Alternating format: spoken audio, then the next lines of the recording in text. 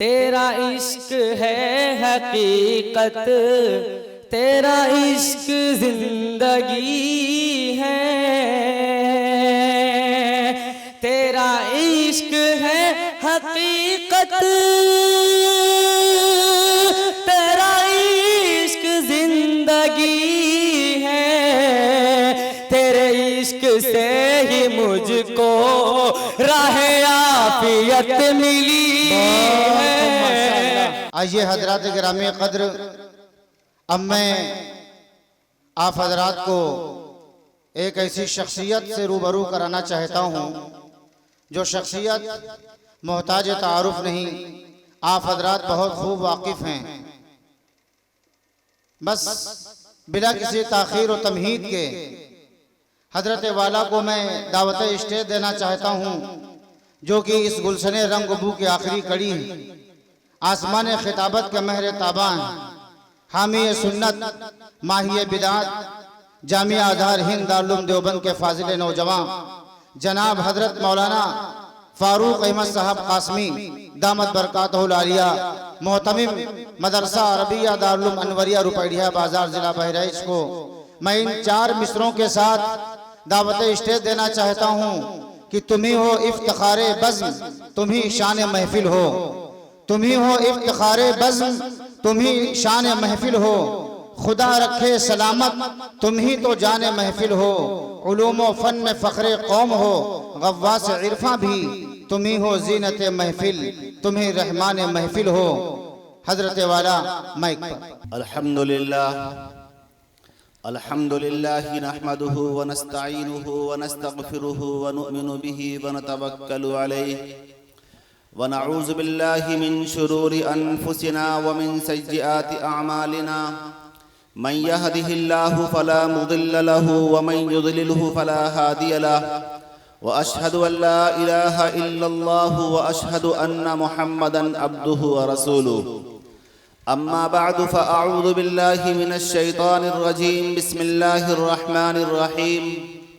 लक़द कान लकुम फ़ी रसूलिल्लाहि उस्वतुन हसनह व क़ाल अन्नबिय्यु सल्लल्लाहु अलैहि वसल्लम ला युमिनु अहदुकुम हत्ता अकूना अहब्ब इलैहि मिन वालिदिही व वलदिही वन्नासि अजमईन। व क़ाल अल्लाहु तबारक व तआला फ़ी मौदिन आखर वक़ज़ा रब्बुका अल्ला तअबुदु इल्ला इय्याहु व बिल वालिदैनि इहसाना। व क़ाल अन्नबिय्यु सल्लल्लाहु अलैहि वसल्लम अय्युमा इमरातिन मन सल्लत खम्सहा व अद्दत ज़कातहा व सामत सहर शहरहा व आतत बालहा दखलतिल जन्नतु बिगैरि हिसाबिन वला किताबिन औ कमा क़ाल अलैहिस्सलातु वस्सलाम। रब्बि इश्रह ली सदरी व यस्सिर ली अमरी वहलुल उक़दतम मिन लिसानी यफ़क़हू क़ौली। अल्लाहुम्मा सल्लि अला मुहम्मद व अला आलि मुहम्मदिन कमा सल्लैत अला इब्राहीम व अला आलि इब्राहीम इन्नका हमीदुम मजीद। अल्लाहुम्मा बारिक अला मुहम्मद व अला आलि मुहम्मद कमा बारकत अला इब्राहीम व अला आलि इब्राहीम इन्नका हमीदुम मजीद।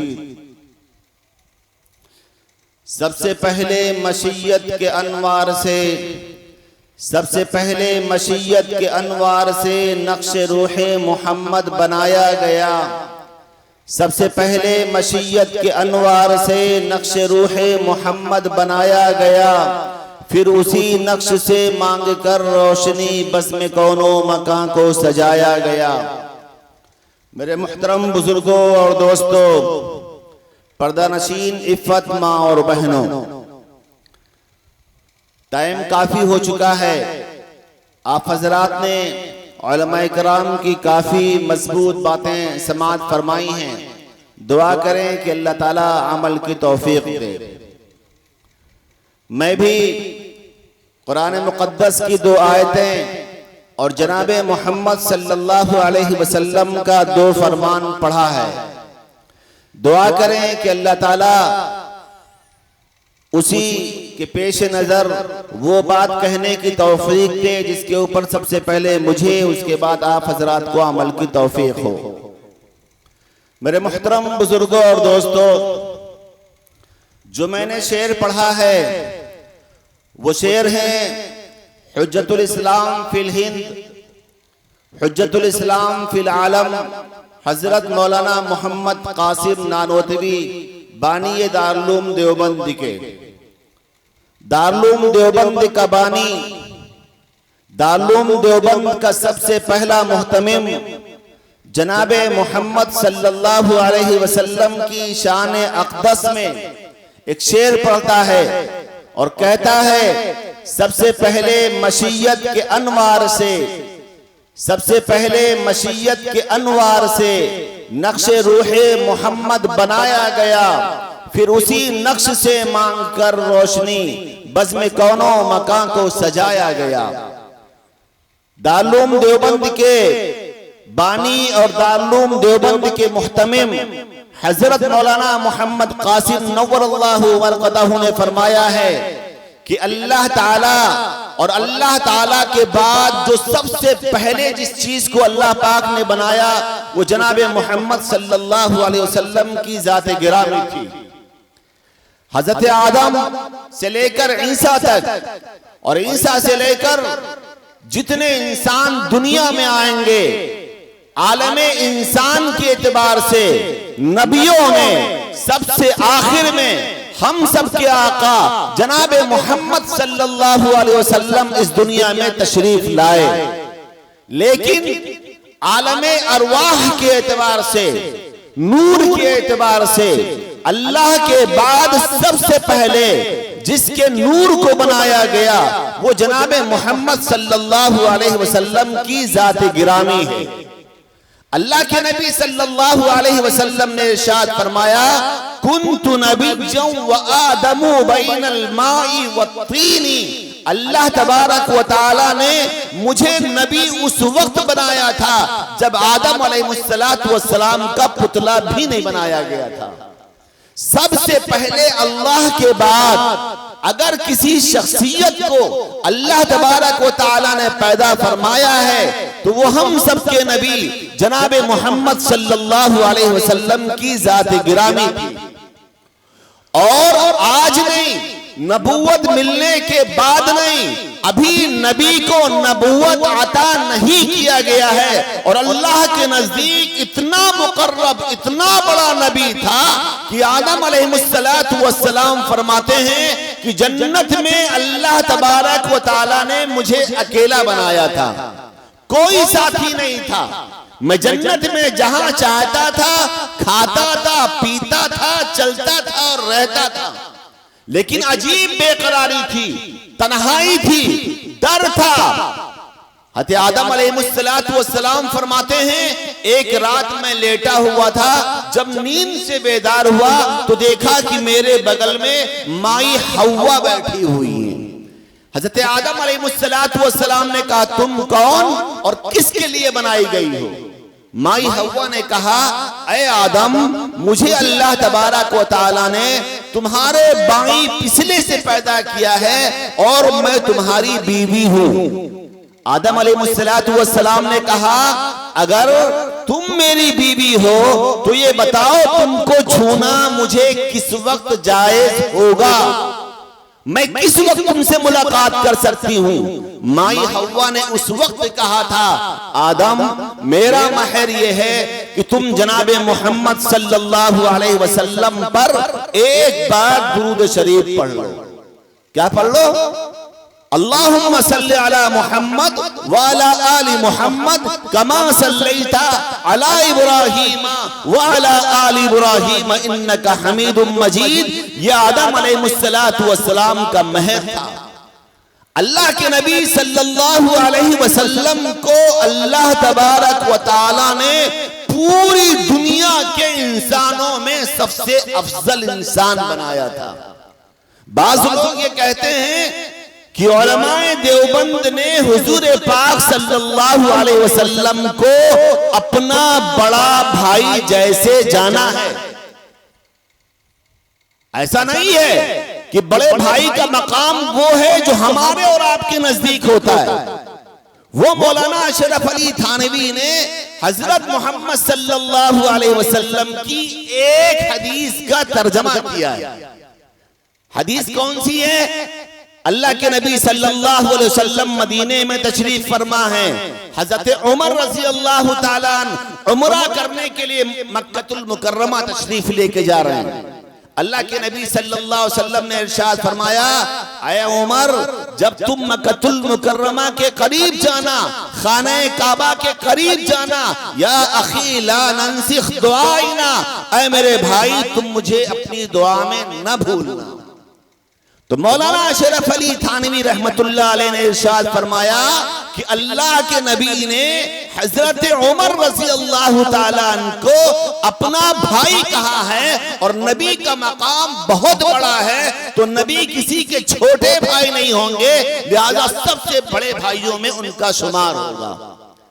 मगर उलमाए देवबंद का अकीदा है जनाबे मोहम्मद सल्लल्लाहु अलैहि वसल्लम के बारे में मौलाना अशरफ अली थानवी और मौलाना मोहम्मद कासिम नानोतवी रहमतुल्लाह अलैह ने लिखा है कि एक खाने काबा है जो मक्के में बना है और एक वो जगह है जिस जगह पे जनाबे मोहम्मद सल्लल्लाहु अलैहि वसल्लम आज आराम कर रहे हैं, कब्र मुक़द्दस।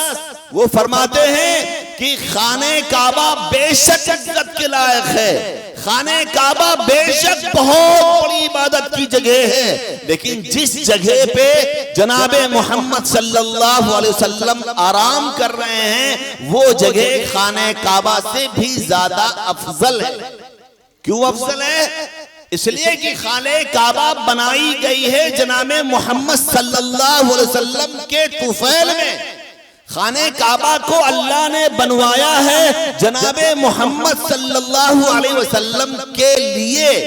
अगर मोहम्मद सल्लल्लाहु अलैहि वसल्लम को इस दुनिया में तशरीफ ना लाना होता तो न जमीन होती, न आसमान होते, न पहाड़ होते, न नबी आते, न अंबिया आते, न जन्नत बनाई जाती, न जहन्नम बनाई जाती, और न खाने काबा का वजूद होता और न मदीने की दुनिया में गिनती होती।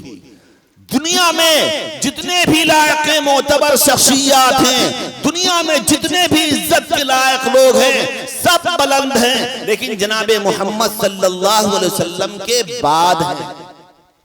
तो मौलाना अशरफ अली थानवी रहमतुल्लाह अलैह ने इरशाद फरमाया कि अल्लाह के नबी सल्लल्लाहु अलैहि वसल्लम को पूरी दुनिया में अल्लाह के बाद सबसे पहले पैदा किया गया, और जब मोहम्मद सल्लल्लाहु अलैहि वसल्लम पैदा हुए तो दुनिया के सारे बुत आपस में गिर गए थे। सारे बुत जिनको बड़े बड़े खुदाओं के नाम से याद किया जाता था, जब मोहम्मद सल्लल्लाहु अलैहि वसल्लम इस दुनिया में तशरीफ लाए हैं, जिस दिन आप पैदा हुए हैं, तारीख में लिखा है, अहादीस में लिखा है कि सारे बुत जो खड़े थे जमीन के ऊपर मुंह के बल गिरा दिए गए थे। ये पैगाम आया था कि आज दुनिया में इमामुल अंबिया जनाबे मोहम्मद सल्लल्लाहु अलैहि वसल्लम तशरीफ लाने वाले हैं, ये तशरीफ ला चुके हैं। आज के बाद दुनिया के अंदर किसी भी गैर खुदा की परस्तिश नहीं होगी। आज दुनिया के अंदर इबादत होगी तो सिर्फ अल्लाह की होगी, और इताअत की जाएगी तो सिर्फ जनाबे मोहम्मद सल्लल्लाहु अलैहि वसल्लम की जाएगी। अल्लाह तबारक व तआला ने इरशाद फरमाया है कुरान के अंदर, वमन यब्तगी गैरल इस्लामी दीनन फलन युक़बलल्लाहु लहू। कल क़यामत के दिन इस्लाम के अलावा जो भी आएगा, किसी भी मजहब का भी होगा, किसी भी धर्म का होगा, किसी भी तबके का होगा, अल्लाह पाक फरमाते हैं कि उनके मजहब को, उनके धर्म को उनके मुंह पे मार दिया जाएगा। सिर्फ कोई धर्म कबूल किया जाएगा, सिर्फ कोई मजहब कबूल की जाएगी तो वो मजहब इस्लाम है। अगर किसी की इताअत कबूल की जाएगी तो वो इताअत जनाबे मोहम्मद सल्लल्लाहु अलैहि वसल्लम की है। इसलिए अल्लाह तबारक व तआला ने इरशाद फरमाया, ऐ लोगों तुम जनाबे मोहम्मद सल्लल्लाहु अलैहि वसल्लम की इताअत करो। मोहम्मद सल्लल्लाहु अलैहि वसल्लम हर एतबार से, हर तरीके से, हर नजरिए से अल्लाह के बाद सबसे बड़ी शख्सियत है। चाहे आपको हुस्नो जमाल के एतबार से देखा जाए, आज दुनिया के अंदर जब इंसान किसी से मोहब्बत करता है तो उसके अंदर दो तीन चीजों को तलाश करता है। आज की जो नई नस्ल है, चाहे वो हम हो या आप हो, जब किसी से मुतासिर होते हैं तो पहली चीज होती है उसकी खूबसूरती। अगर इंसान खूबसूरत है, इंसान अच्छा लग रहा है, तो ऑटोमेटिक दिल उसकी तरफ मायल हो जाता है। अल्लाह तबारक व तआला फरमाते हैं, सहाबाए किराम ने ऐलान किया है कि रब की इस धरती के ऊपर जनाबे मोहम्मद सल्लल्लाहु अलैहि वसल्लम से हसीन जमील ज्यादा कोई इंसान पैदा नहीं किया गया। हज़रत अनस रज़ी अल्लाह ताला अन्हु फरमाते हैं कि मैंने अल्लाह तबारक व तआला के इस जमीन पर जनाबे मोहम्मद सल्लल्लाहु अलैहि वसल्लम से ज्यादा किसी को हसीन और जमील नहीं देखा। हज़रत अनस फरमाते हैं, मैंने दुनिया के अंदर एक से एक रेशम के कपड़े देखे हैं जो बहुत मुलायम होते हैं, लेकिन जब मैंने जनाबे मोहम्मद सल्लल्लाहु अलैहि वसल्लम के हाथों से मुसाफा किया तो मुझे लगा कि उस रेशम और दीबा से ज्यादा जनाबे मोहम्मद सल्लल्लाहु अलैहि वसल्लम के हाथ मुलायम है। और फरमाते हैं, दुनिया की सबसे ज्यादा अच्छी खुशबू मुश्क और अंबर की खुशबू होती है। अनस रज़ी अल्लाह ताला अन्हु फरमाते हैं, मैंने जनाबे मोहम्मद सल्लल्लाहु अलैहि वसल्लम के बदन से जो खुशबू निकलती थी, आपके बदन से जो पसीना निकलता था, वो फरमाते हैं कि उस पसीने से जो खुशबू निकलती थी, मुश्क व अंबर का पसीना उसके सामने फैल था। इतने बड़े हसीन अल्लाह के नबी सल्लल्लाहु अलैहि वसल्लम। किताबों में लिखा है, अम्मा आयशा रज़ी अल्लाह ताला अन्हा फरमाती हैं कि अल्लाह तबारक व ताला ने हजरत यूसुफ अलैहिस्सलातु वस्सलाम को बहुत खूबसूरत बनाया था। पूरी दुनिया यूसुफ अलैहिस्सलातु वस्सलाम की खूबसूरती पर दीवाना थी, फिदा थी। मिस्र की हसीन से हसीन औरतें, मिस्र के बड़े बड़े लोग यूसुफ अलैहिस्सलातु वस्सलाम को एक नजर देखते थे, बस वही रुक जाते थे। अम्मा आयशा फरमाती हैं, लुआमा जुलैखा वलौ राइना जबीनहु, लुआमा जुलैखा वलौ राइना जबीनहु लअसरना बिक़त्इल क़ुलूबि अला ऐदी। मिस्र की औरतों ने जनाबे मोहम्मद सल्लल्लाहु अलैहि वसल्लम की हुस्न जमाल को देखा था। मिस्र की औरतों ने यूसुफ अलैहिस्सलातु वस्सलाम के हुस्न जमाल को देखा था तो अपनी उंगलियां और अपनी बाहें काट डाली थी। खुदा की कसम, कहीं मिस्र वालों की नजर में जनाबे मोहम्मद सल्लल्लाहु अलैहि वसल्लम आ जाते तो अपना कलेजा फाड़ के सामने रख देते। तो अगर किसी के ऊपर फिदा होना है, अगर किसी से इश्क करना है, उसकी खूबसूरती को देख करके तो फिदा होइए और खूबसूरती की वजह से इश्क कीजिए, तो वो शख्सियत है जनाबे मोहम्मद सल्लल्लाहु अलैहि वसल्लम की। इतने खूबसूरत थे आप सल्लल्लाहु अलैहि वसल्लम। सहाबा फरमाते हैं, एक दो नहीं 50 सहाबा इकराम से मनक़ूल है कि अल्लाह के नबी सल्लल्लाहु अलैहि वसल्लम जब मस्जिद के अंदर आराम करते थे, अगर किसी ने अचानक जनाबे मोहम्मद सल्लल्लाहु अलैहि वसल्लम को देख लिया है, किसी की नजर अचानक जनाबे मोहम्मद सल्लल्लाहु अलैहि वसल्लम के ऊपर पड़ गई है, तो उसको ये कहने पे मजबूर होना पड़ा है कि अल्लाह के इस धरती पर जनाबे मोहम्मद सल्लल्लाहु अलैहि वसल्लम से बड़ा कोई खूबसूरत पैदा नहीं किया गया है। तो अगर किसी की इत्तिबा करनी है खूबसूरती की वजह से, तो अल्लाह तबारक व तआला ने फरमाया है, मेरा नबी ज्यादा लायक है कि तुम उसकी इत्तिबा करो।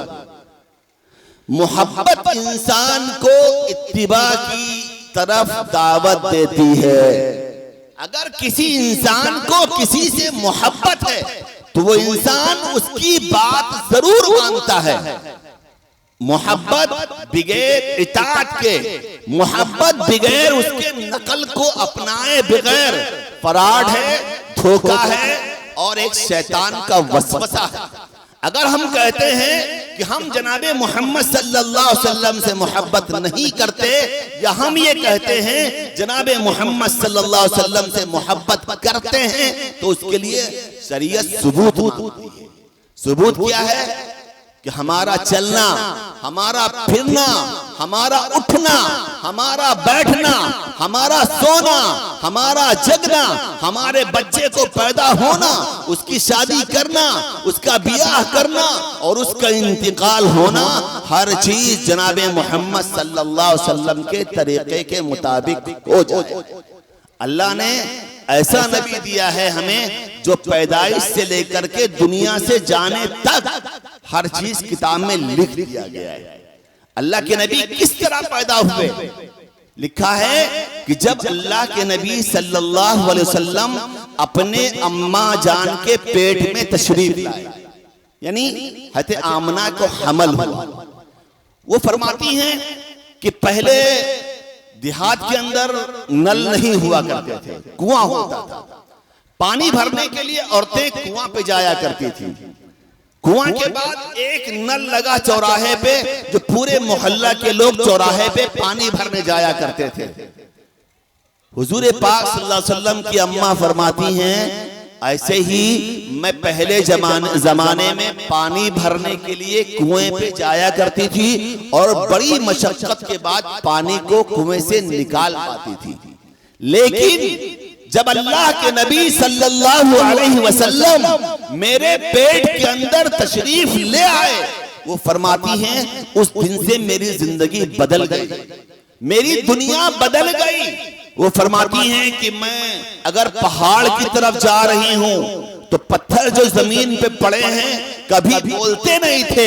जैसे अल्लाह के नबी सल्लल्लाहु अलैहि वसल्लम मेरे पेट के अंदर तशरीफ लाए हैं, अम्मा आमिना फरमाती हैं कि मैं पहाड़ की तरफ जाती हूं तो हर पत्थर मुझे सलाम करता है, अस्सलामु अलैकुम, अस्सलामु अलैकुम, अस्सलामु अलैकुम। वो फरमाती हैं जब मैं कहीं जाती हूं धूप के अंदर, बादल दौड़ के आते हैं, मेरे ऊपर साया कर लेते हैं, पेड़ दौड़ के आते हैं और मेरे आगे पीछे चलने लगती हैं। वो फरमाती हैं कि मुझे कुएं से पानी निकालते हुए बड़ी दिक्कत होती थी, लेकिन जब मोहम्मद सल्लल्लाहु अलैहि वसल्लम मेरे पेट के अंदर तशरीफ ले आए, जब मैं कुएं के पास पानी भरने गई, जैसे कुएं में डोल को बाल्टी को डाला, फौरन पानी ऊपर आ गया। अम्मा फरमाती हैं कि मैं देख के परेशान हो गई कि अभी तक तो पानी निकालने के लिए कुएं में झुकना पड़ता था, पानी के अंदर डोल को या बाल्टी को डुबाना पड़ता था, लेकिन आज क्या हो गया है कि पानी खुद ब खुद ऊपर निकल आ रहा है। वो कहती मेरे दिल ने ये सोचा, और जैसे मेरे दिल ने ये सोचा पानी से आवाज आई, ऐ आमिना, अभी तक तुम आमिना थी, आज तुम्हारे पेट में दुनिया के इमामुल अंबिया जनाबे मोहम्मद सल्लल्लाहु अलैहि वसल्लम तशरीफ ले आए हैं। मोहम्मद सल्लल्लाहु अलैहि वसल्लम तशरीफ ले आए हैं। मोहम्मद झुकेंगे तो सिर्फ अल्लाह के लिए झुकेंगे, दुनिया के किसी और चीज के सामने न मोहम्मद सल्लल्लाहु अलैहि वसल्लम झुकेंगे, न मोहम्मद जिसके पेट में आराम कर रहे हैं न वो कभी झुकेगी। तो आप दुनिया में आए अजीब तरीके से। अम्मा आमिना फरमाती हैं कि जब मैं रात में लेटती थी, जब दरवाजा बंद कर लेती थी, रात में देखती हूँ कि कोई एक नबी इधर बैठा हुआ है, एक नबी उधर बैठा हुआ है, और आके सारे नबी कह रहे हैं अस्सलामु अलैकुम या आमिना, आमिना अस्सलामु अलैकुम। वो फरमाती तुम कौन हो और मेरे कमरे में कैसे तशरीफ ले आए, क्या हो गया है? वो नबी आवाज देते थे कि ऐ आमिना, मैं तुमसे मिलने नहीं आया हूं, आज तुम्हारे पेट में जो बच्चा पल रहा है वो बच्चा हम सबका सरदार होगा, उस बच्चे की ज़ियारत करने आया हूं और उसके लिए आपको मुबारकबाद देने आया हूं। तो हुजूर पाक सल्लल्लाहु अलैहि वसल्लम का इस दुनिया में जब आना हुआ तो अल्लाह ने दुनिया के सारे निजाम को बदल करके रख दिया। मौलाना अशरफ अली थानवी और मौलाना मोहम्मद कासिम नानोतवी रहमतुल्लाह अलैह फरमाते हैं अल्लाह ने उस नबी की इताअत का हमें हुक्म दिया है।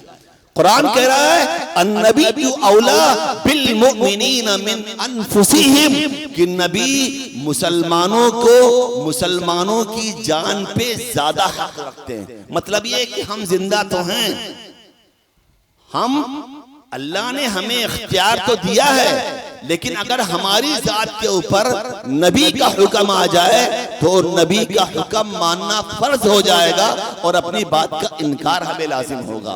मिसाल के तौर पे हम खड़े हैं, अगर हम अपने आप को आग में जलाना चाहें, ये मौलाना मोहम्मद कासिम नानवती रहमतुल्लाह अलैह लिखते हैं, शेख अब्दुल हक मुहद्दिस देहलवी रहमतुल्लाह अलैह लिखते हैं कि अगर कोई इंसान अपने आप को आग में जलाना चाहे तो इंसान को अपने आप को आग के हवाले करना हराम है। अगर अपने आप को आग में जला लेगा तो वो जहन्नम में जाएगा। लेकिन अगर जनाबे मोहम्मद सल्लल्लाहु अलैहि वसल्लम कह दें कि ऐ फला तुम जाके आग में कूद जाओ, तो मौलाना मोहम्मद कासिम नानवती रहमतुल्लाह अलैह ने लिखा है कि अल्लाह के नबी के कहने के ऊपर अपने आप को आग में कूद जाना फर्ज हो जाएगा। तो अल्लाह के नबी सल्लल्लाहु अलैहि वसल्लम का हक हमारे ऊपर हमारी अपनी जान से ज्यादा है। अगर हम जनाबे मोहम्मद सल्लल्लाहु अलैहि वसल्लम की इताअत कर लेंगे तो अल्लाह तबारक व तआला हमें वो चीज दुनिया में देगा और वो चीज आखिरत में देगा। कुरान कह रहा है वला आइनुन, अल्लाह के नबी फरमा रहे हैं वला आइनुन रअत वला उज़्नुन समिअत वला खतरा अला क़ल्बी बशर, न किसी इंसान ने देखा होगा और न किसी इंसान के कान ने सुना होगा और न किसी इंसान के दिल के ऊपर उसका ख्याल होगा। तो हर हाल में हम ये आज़म करें, इरादा करें कि जितनी जिंदगी हमारी लापरवाही में कट गई, जितनी बची है हम अपने आप को जनाबे मोहम्मद सल्लल्लाहु अलैहि वसल्लम के सांचे में जरूर उठा लेंगे। अल्लाह के नबी सल्लल्लाहु अलैहि वसल्लम का हुक्म मानने पर और हुक्म ना मानने पर अहदीस में एक सहाबी का वाकया जिक्र है। अल्लाह के नबी ने फरमाया अगर किसी के माँ बाप बुढ़े हों, किसी के माँ बाप बुढ़े हों और बच्चा नफिल नमाज पढ़ रहा हो, सूरे फातिहा पढ़ चुका हो और कोई सूरत मिला करके तिलावत कर रहा हो और बुढ़े बुढ़े अम्मा और अब्बा कह दें ऐ मौलाना अब्दुल रशीद, ऐ मौलाना फारूक, तो हुक्म बच्चे के ऊपर ये है कि माँ और बाप के कहने पर बच्चा नमाज छोड़ दे। क्या कर दे? नमाज छोड़ दे और अपने माँ और बाप की इताअत करे। अगर वो नमाज नहीं छोड़ता है, माँ बाप की इताअत नहीं करता है, तो अल्लाह के यहां बहुत बड़ा गुनहगार होगा। अगर माँ ने दुआ दे दी तो कामयाब हो जाएगा, अगर माँ बाप ने बद्दुआ दे दी तो इंसान तबाह और बर्बाद हो जाएगा। हसन बसरी रहमतुल्लाह अलैह फरमाते हैं, एक वाकया छोटा सा उन्होंने किताब में लिखा है हमारे गांव में और मैंने भी किया है शायद। पहले जमाने के अंदर गौरैया को सूप से पकड़ लिया करके, सूप खड़ा करके उसके अंदर गौरैया को दाना डाल के पकड़ते थे और जब गौरैया पकड़ लेते थे तो उसके पैर में पतला सा धागा बांध के गौरैया को उड़ाते थे कि गौरैया कितनी दूर जा रही। हसन बसरी फरमाते हैं कि एक बहुत बड़े बुजुर्ग थे, गौरैया को पैर में धागा बांध के उड़ा रहे थे। उनकी मां ने देख लिया और कहा ऐ अल्लाह के वली, ऐ अल्लाह के नेक बंदे, गौरैया भी अल्लाह की एक मखलूक है, अगर तुझको खेलना है तो ऐसे उसके साथ खेल। अगर उसके पैर में धागा बांध के उड़ाएगा उसका पैर टूट जाएगा और गौरैया मर जाएगी। लिखा है कि बच्चे ने नहीं माना तो मां ने कह दिया जाओ बेटा, अगर गौरैया की पैर टूट जाएगी तो अल्लाह तेरा भी पैर तोड़ देगा।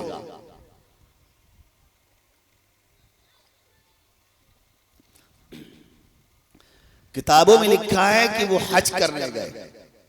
आज तो मताफ चिकने पत्थर से बना हुआ है, उस जमाने में खुरदरा पत्थर हुआ करते थे।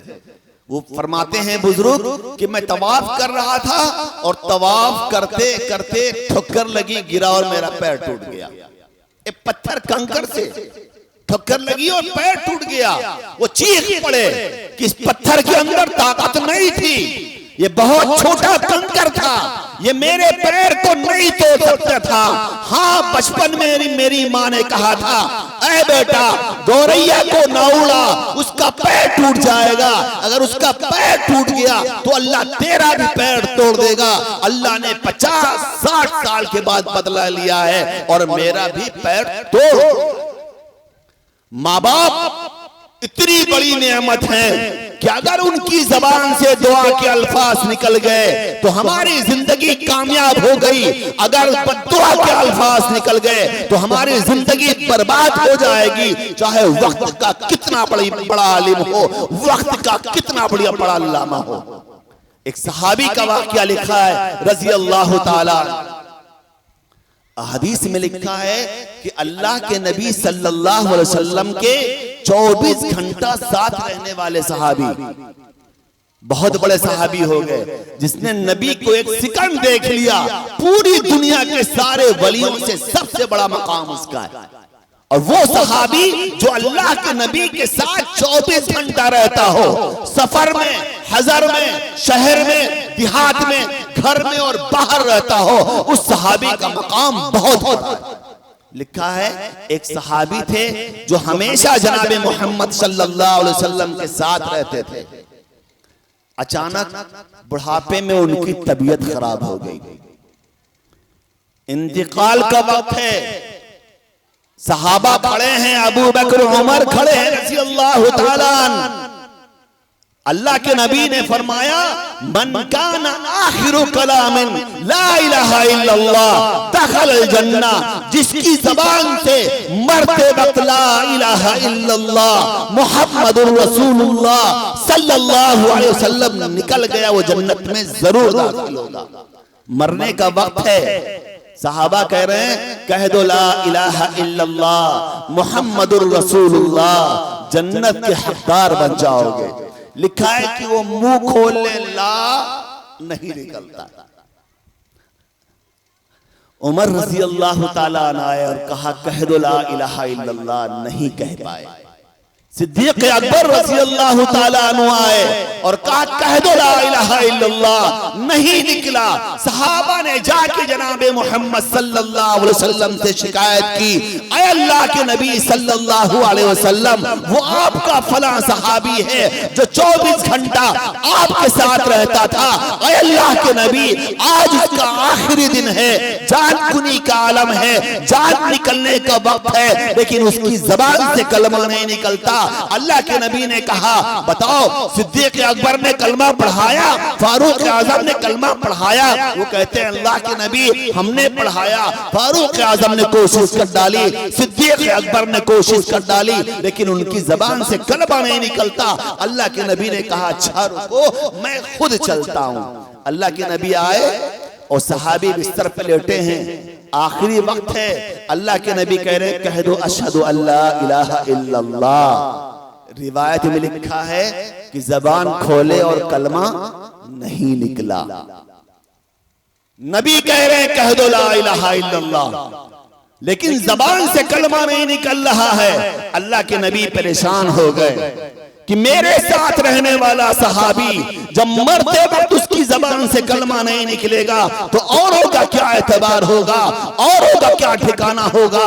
अल्लाह के नबी ने कहा, ऐ लोगों, ये सहाबी बज़ाहिर बहुत नेक था, तुम में से कोई जानता है कि इसने कोई बहुत बड़ी गलती की हो?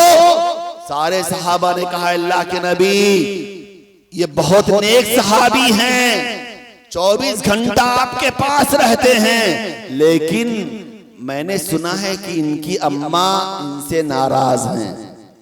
क्या हैं? सहाबी हैं, अल्लाह के नबी कलमा पढ़ा रहे हैं, जबान से कलमा नहीं निकलता। क्यों? उनकी अम्मा उनसे नाराज है। आज हम अपने गिरेबान में झांक के देखें, कितने हैं जिनके माँ बाप उनसे खुश। दुनिया के अंदर माँ बाप एक ऐसी दौलत है, एक ऐसी नेमत है, खुदा की कसम, जिनकी जबान से बच्चे के लिए सिर्फ दुआ निकलती है। कभी बद्दुआ नहीं निकलती। अगर माँ बाप की जबान से बच्चे के लिए बद्दुआ निकल गई तो खुदा की कसम, आरिफ बिल्लाह होने के बावजूद, हाजी साहब होने के बावजूद और मौलाना साहब होने के बावजूद भी वो नाकाम। अल्लाह के नबी ने फरमाया सल्लल्लाहु अलैहि वसल्लम कि उनके अम्मा को बुलाया जाए, अगर वो आ सकती हैं तो ले आइए, अगर वो बीमार हैं, मजबूर हैं, माजूर हैं, तो मोहम्मद सल्लल्लाहु अलैहि वसल्लम खुद चल के उनके पास जाएगा। लिखा है मोहम्मद सल्लल्लाहु अलैहि वसल्लम बूढ़ी अम्मा के पास खुद तशरीफ ले गए और कहने लगे, अय अम्मा जान, आपका सहाबी 24 घंटा मेरे साथ रहता है, आपका बच्चा है, आज उसका आखिरी दिन है, मैं उसको कलमा पढ़ा रहा हूं, लेकिन उसकी जबान से कलमा नहीं निकलता। अल्लाह के नबी फरमाते, अम्मा जान क्या वजह है?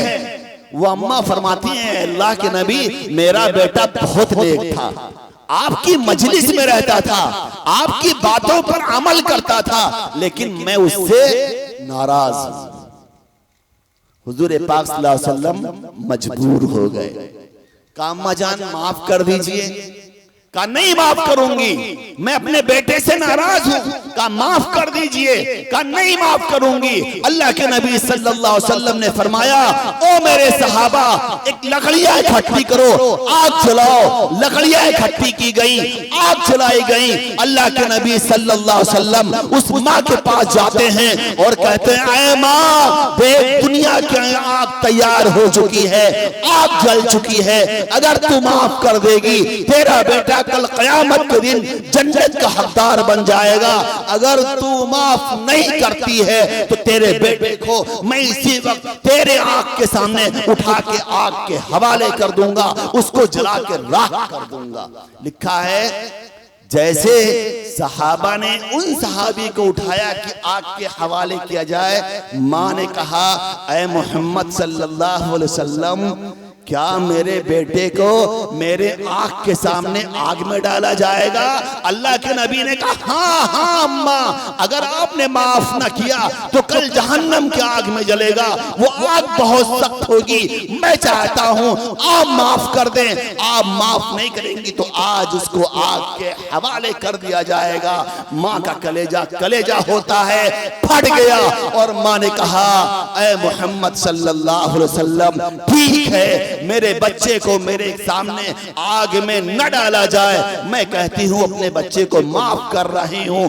जैसे माँ ने कहा अपने बच्चे को माफ कर रही हूँ, बगैर किसी के पढ़ाए, बगैर किसी के कहे, वो बच्चा कहता है, अशहदु अल्ला इलाहा इल्लल्लाहु व अशहदु अन्ना मुहम्मदन अब्दुहु व रसूलुहु। इसलिए अल्लाह के नबी सल्लल्लाहु अलैहि वसल्लम फरमाते हैं, ऐ लोगों, अल्लाह के हुक्म के बाद, जनाबे मोहम्मद सल्लल्लाहु अलैहि वसल्लम की इताअत के बाद दुनिया में सबसे बड़ा मकाम अगर किसी का है तो तुम्हारे बूढ़े बूढ़े माँ और बाप का। अगर माँ बाप तुमसे राजी हैं तो अल्लाह तुमसे राजी है, अगर माँ बाप तुमसे नाराज हैं तो अल्लाह तुमसे नाराज है। आज दुनिया में जिनके माँ बाप नहीं हैं वो तो मजबूर। अगर माँ बाप किसी से नाराजगी की हालत में चले गए हैं तो अल्लाह के नबी सल्लल्लाहु अलैहि वसल्लम ने इरशाद फरमाया कि उनके लिए कसरत से इस्तिग़फ़ार की दुआ किया जाए, कुरान पढ़ा जाए, इसाले सवाब किया जाए। हो सकता है कल क़यामत के दिन अल्लाह तबारक व तआला उस बच्चे को माँ बाप के फरमा बरदार बच्चों में नाम लिख दे। लेकिन जिनके माँ बाप इस दुनिया में जिंदा हैं, बगैर माँ बाप की इताअत के, बगैर माँ बाप के कहना मानने के दुनिया में कोई किसी लायक नहीं है, चाहे जितना बड़ा अल्लाह का वली बन जाए। अल्लाह के नबी फरमाते हैं, हुमा जन्नतों का हुमा नारों का, माँ बाप तुम्हारी जन्नत है, माँ बाप तुम्हारी जहन्नम है। मतलब ये है कि माँ बाप की इताअत करोगे तो अल्लाह तुमको जन्नत में डाल देगा, अगर माँ बाप की नाफरमानी करोगे, वो तुमसे नाराज होगे तो अल्लाह ताला तुमको उठा के जहन्नम में जरूर फेंक देगा। माँ बाप की इताअत का कितना बड़ा सवाब है। अहदीस में एक वाकया और लिखा है, मूसा अलैहिस्सलातु वस्सलाम अल्लाह के बहुत बड़े पैगंबर थे, बहुत बड़े नबी थे। एक दिन बैठे बैठे उनके दिल में तमन्ना आ गया कि अल्लाह, जिसका मकान जन्नत में मेरे मकान के बगल में होगा, मैं दुनिया में उसको देखना चाहता हूं। किसको? मूसा अलैहिस्सलातु वस्सलाम कह रहे हैं, अय अल्लाह तबारक व तआला, कल जन्नत में जिसका मकान मेरे मकान के बगल में होगा, मैं उसको देखना चाहता हूं। अल्लाह पाक ने कहा, मूसा अलैहिस्सलातु वस्सलाम, अगर तुम जन्नत में अपने पड़ोसी को, अपने बगल में रहने वाले इंसान को देखना चाहते हो तो फलां इलाके में चले जाओ, एक कसाई है जो गोश्त बेचता है, तुम उसको देख लेना, कल जन्नत में तुम्हारा वो पड़ोसी होगा। मूसा अलैहिस्सलातु वस्सलाम गए तो कसाईयों का एक लिबास है, लुंगी और बनियान। वो लुंगी और बनियान पहन के गोश्त काट रहा था। मूसा अलैहिस्सलातु वस्सलाम खड़े रहे, नमाज का वक्त हुआ, वो नमाज पढ़ने नहीं गया। जब गोश्त बेच रहा है तो उसमें तौल में नाप कमी कर रहा है। मूसा अलैहिस्सलाम बड़े परेशान हो गए कि अल्लाह पाक, ये नाप तौल में कमी कर रहा है, नमाज नहीं पढ़ रहा है, मेरी ऐसी कौन सी खता हो गई कि मेरा पड़ोसी जन्नत में अल्लाह इसको बनाएंगे। अल्लाह पाक ने कहा, हाँ मूसा, जन्नत में वही शख्स तुम्हारा पड़ोसी होगा। मूसा अलैहिस्सलाम ने कहा, तब तो फिर इसको जांचना पड़ेगा, कुछ तो इसके अंदर होगा। मूसा अलैहिस्सलाम करीब गए और कहा, भैया अस्सलाम वालेकुम। उसने कहा, वालेकुम अस्सलाम। मूसा अलैहिस्सलातु वस्सलाम ने कहा, ऐ गोश्त बेचने वाले कुरैशी, मैं तुम्हारा मेहमान बनना चाहता हूं, क्या तुम मुझको अपना मेहमान बनाओगे? तो उसने कहा, ठीक है, हमारा काम यह है, हमारे बदन से बदबू आती है, अगर आपको बदबू पसंद हो और बर्दाश्त कर सकते हो तो मुझे कोई इतराज नहीं, आप मेरे मेहमान बन जाएं। तारीख में लिखा है, गोश्त की दुकान पे गोश्त बेचता रहा, ग्राहक आते रहे, जाते रहे, नमाज छूटती रही, शाम के वक्त में दुकान बंद किया और घर चला गया। मूसा अलैहिस्सलाम कह रहे हैं, घर पे गया, न नमाज पढ़ा, न कुछ किया, न कुछ किया, बहुत हैरान और परेशान हैं कि अल्लाह पाक, कैसा बदनसीब मैं हूं और कैसा मेरा बदनसीब पड़ोसी होगा। लिखा है, फिर अचानक उसने चूल्हे के ऊपर एक पतीली के अंदर गोश्त के टुकड़े डाले, उसको पकाया, इतना पकाया कि गोश्त एकदम से गल गया। और गलने के बाद गोश्त को एक प्लेट में रखा और प्लेट में रखने के बाद एक कमरे में दाखिल हुआ।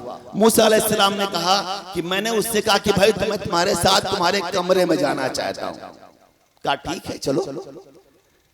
किताबों में लिखा है कि जब वो कुरैशी गोश्त पका के कमरे में गया तो देखा कि कमरे में एक अम्मा जान लेटी हुई हैं, उनके बदन में न हड्डी है न चमड़ा है, सब कुछ गल गया है, अपनी मुंह से अपने दांत से न कुछ खा पा रही हैं न चबा पा रही हैं। वो कुरैशी गोश्त का टुकड़ा अपने मुंह में रखता है, मुंह में चबाता है और चबाने के बाद माँ के मुंह में उगल देता है। जब माँ निगल लेती है तो उसको दुआ देती है, ऐ बेटा तूने मेरा पेट भर दिया है, अल्लाह ताला कल क़यामत के दिन तुझको मूसा अलैहिस्सलातु वस्सलाम की मुफारकत और मूसा अलैहिस्सलातु वस्सलाम का पड़ोसी।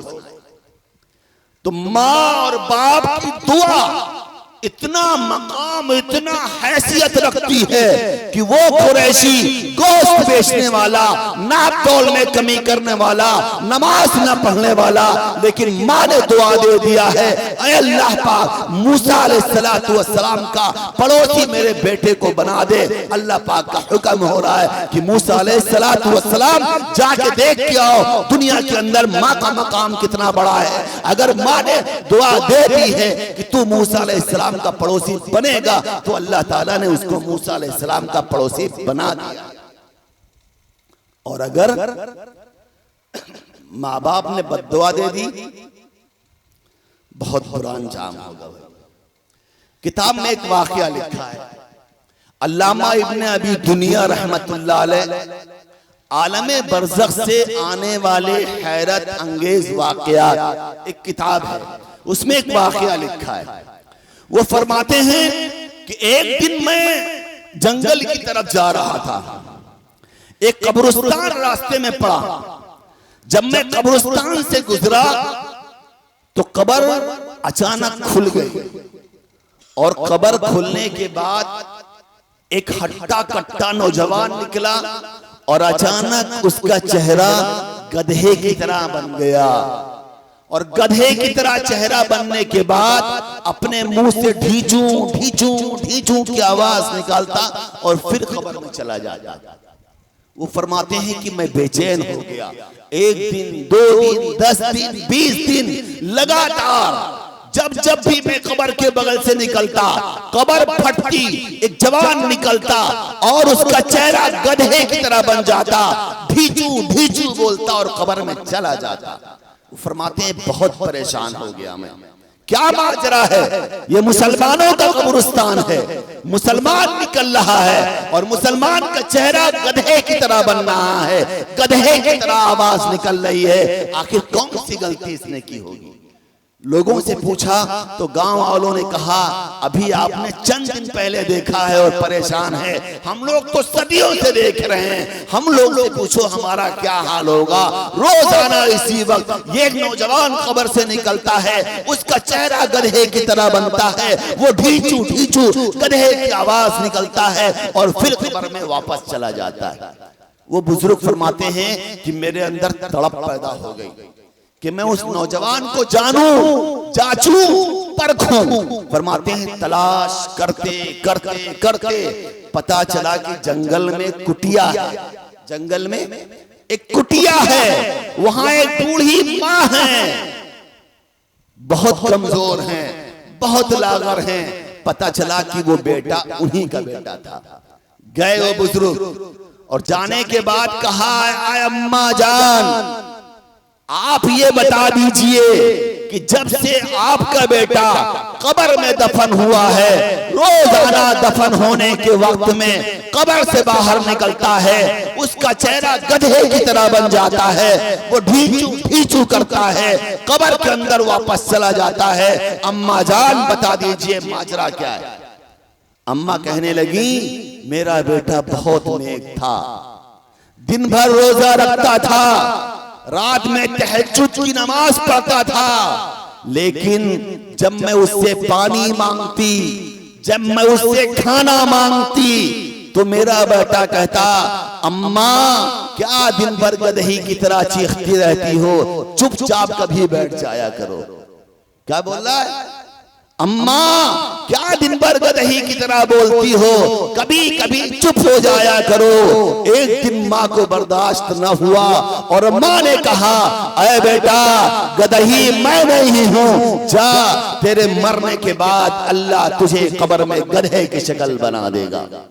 वो फरमाते हैं जिस दिन से कब्र के अंदर नौजवान दफन हुआ है, रोजाना दफन होने के वक्त कब्र से बाहर निकलता है, उसका चेहरा गधे की तरह होता है, ढीचू ढीचू की आवाज देता है और कब्र में वापस चला जाता है। वो बुजुर्ग माँ के कदमों में पड़ गए, गिर गए और कहा अम्मा जान माफ कर दीजिए, आपका बेटा नेक था, आप कह रही हैं आपका बेटा दिन भर रोजा रखता था, रात भर अल्लाह की इबादत करता था, ऐ माँ माफ कर दीजिए वरना मुसलमानों की बहुत बड़ी बदनामी होगी। किताबों में लिखा है माँ ने कहा मौली साहब दिल तो नहीं कहता, लेकिन आप इस्लाम का वास्ता देते हैं, जाओ ठीक है मैं अपने बच्चे को माफ करती हूँ। वो बुजुर्ग लिखते हैं जिस दिन माँ ने कहा अपने बच्चे को माफ करती हूँ, खुदा की कसम मैं उसके बाद उस एरिया में एक लंबी मुद्दत तक रहा, वही मकान बना लिया, वही रहने लगा। लेकिन उसके बाद कभी उस कब्र से कोई आवाज न निकली और उस कब्र से कोई इंसानी शक्ल या जानवर की शक्ल बाहर नहीं आया। तो माँ की इताअत इंसान को जन्नत का हकदार बनाती है और माँ बाप की नाफरमानी इंसान को तबाह बर्बाद करके रख देती है।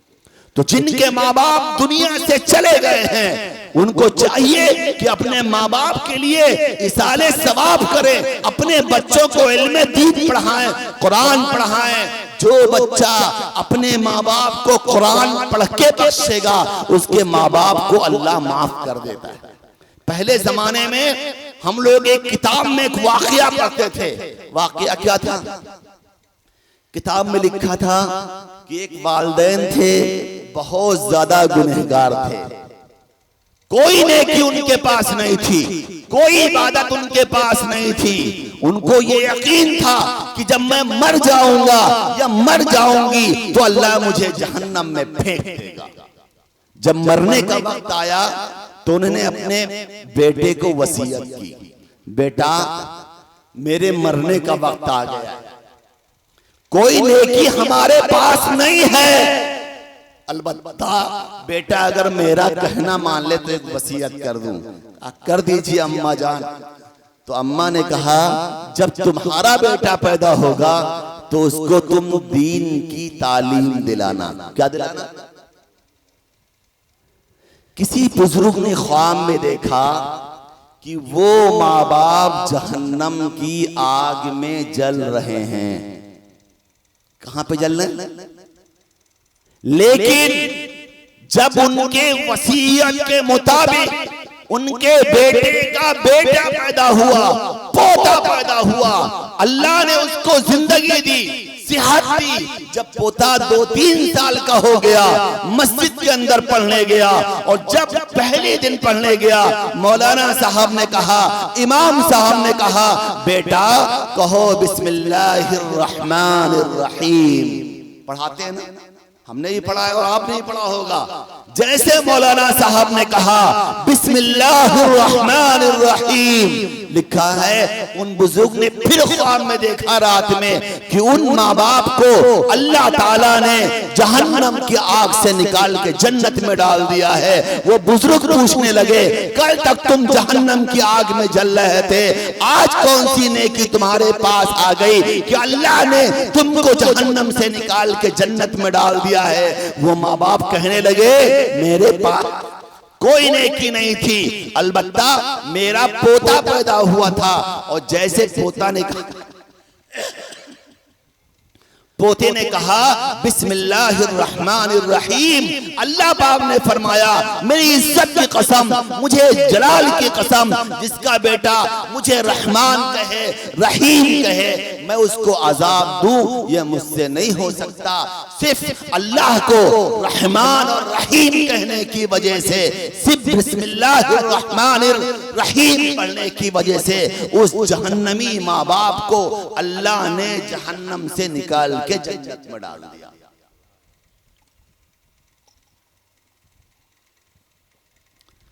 तो मैं क्या कह रहा था, हमें माँ बाप की इताअत का हुक्म दिया गया है।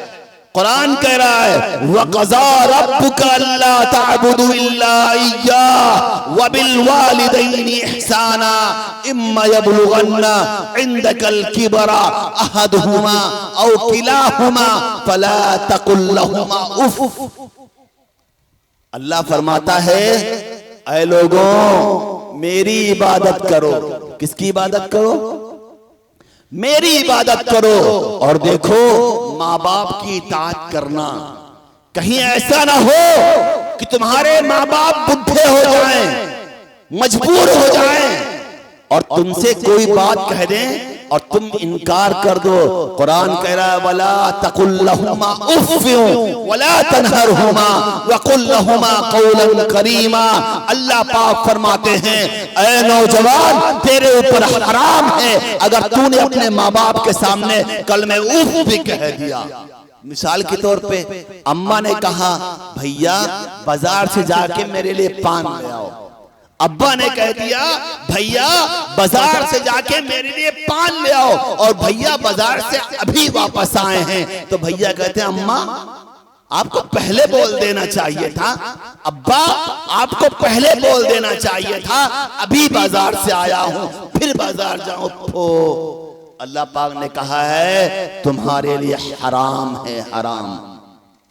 अगर तुमने माँ बाप के सामने कलमे उफ कह दिया तो तुम्हारे अमाल बर्बाद कर दिए जाएंगे, तुम्हारी नेकियां खाक में मिला दी जाएंगी। कुरान कह रहा है वला तकुल लहुमा उफ़्फ़िन वला तनहरहुमा वकुल लहुमा कौलन करीमा।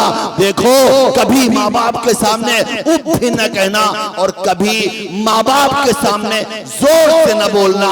अगर बच्चा आलिम हो, बच्चा डॉक्टर हो, बच्चा इंजीनियर हो और बच्चा दीन और दुनिया के बहुत बड़े मकाम पे हो, फिर भी बच्चे के ऊपर अगर माँ बाप जाहिल हो, अनपढ़ हो, बुढ़े हो, कमजोर हो या जवान हो, बच्चे के लिए हराम है कि माँ बाप की आवाज पे अपने आवाज को बुलंद करे। क्या बच्चे के लिए हराम है। कुरान कह रहा है वला तकुल लहुमा उफ़्फ़िन वला तनहरहुमा वकुल लहुमा कौलन करीमा वख़्फ़िद लहुमा जनाह ज़ुल्ली मिनर रहमा वक़ुर रब्बिरहमहुमा कमा रब्बयानी सगीरा।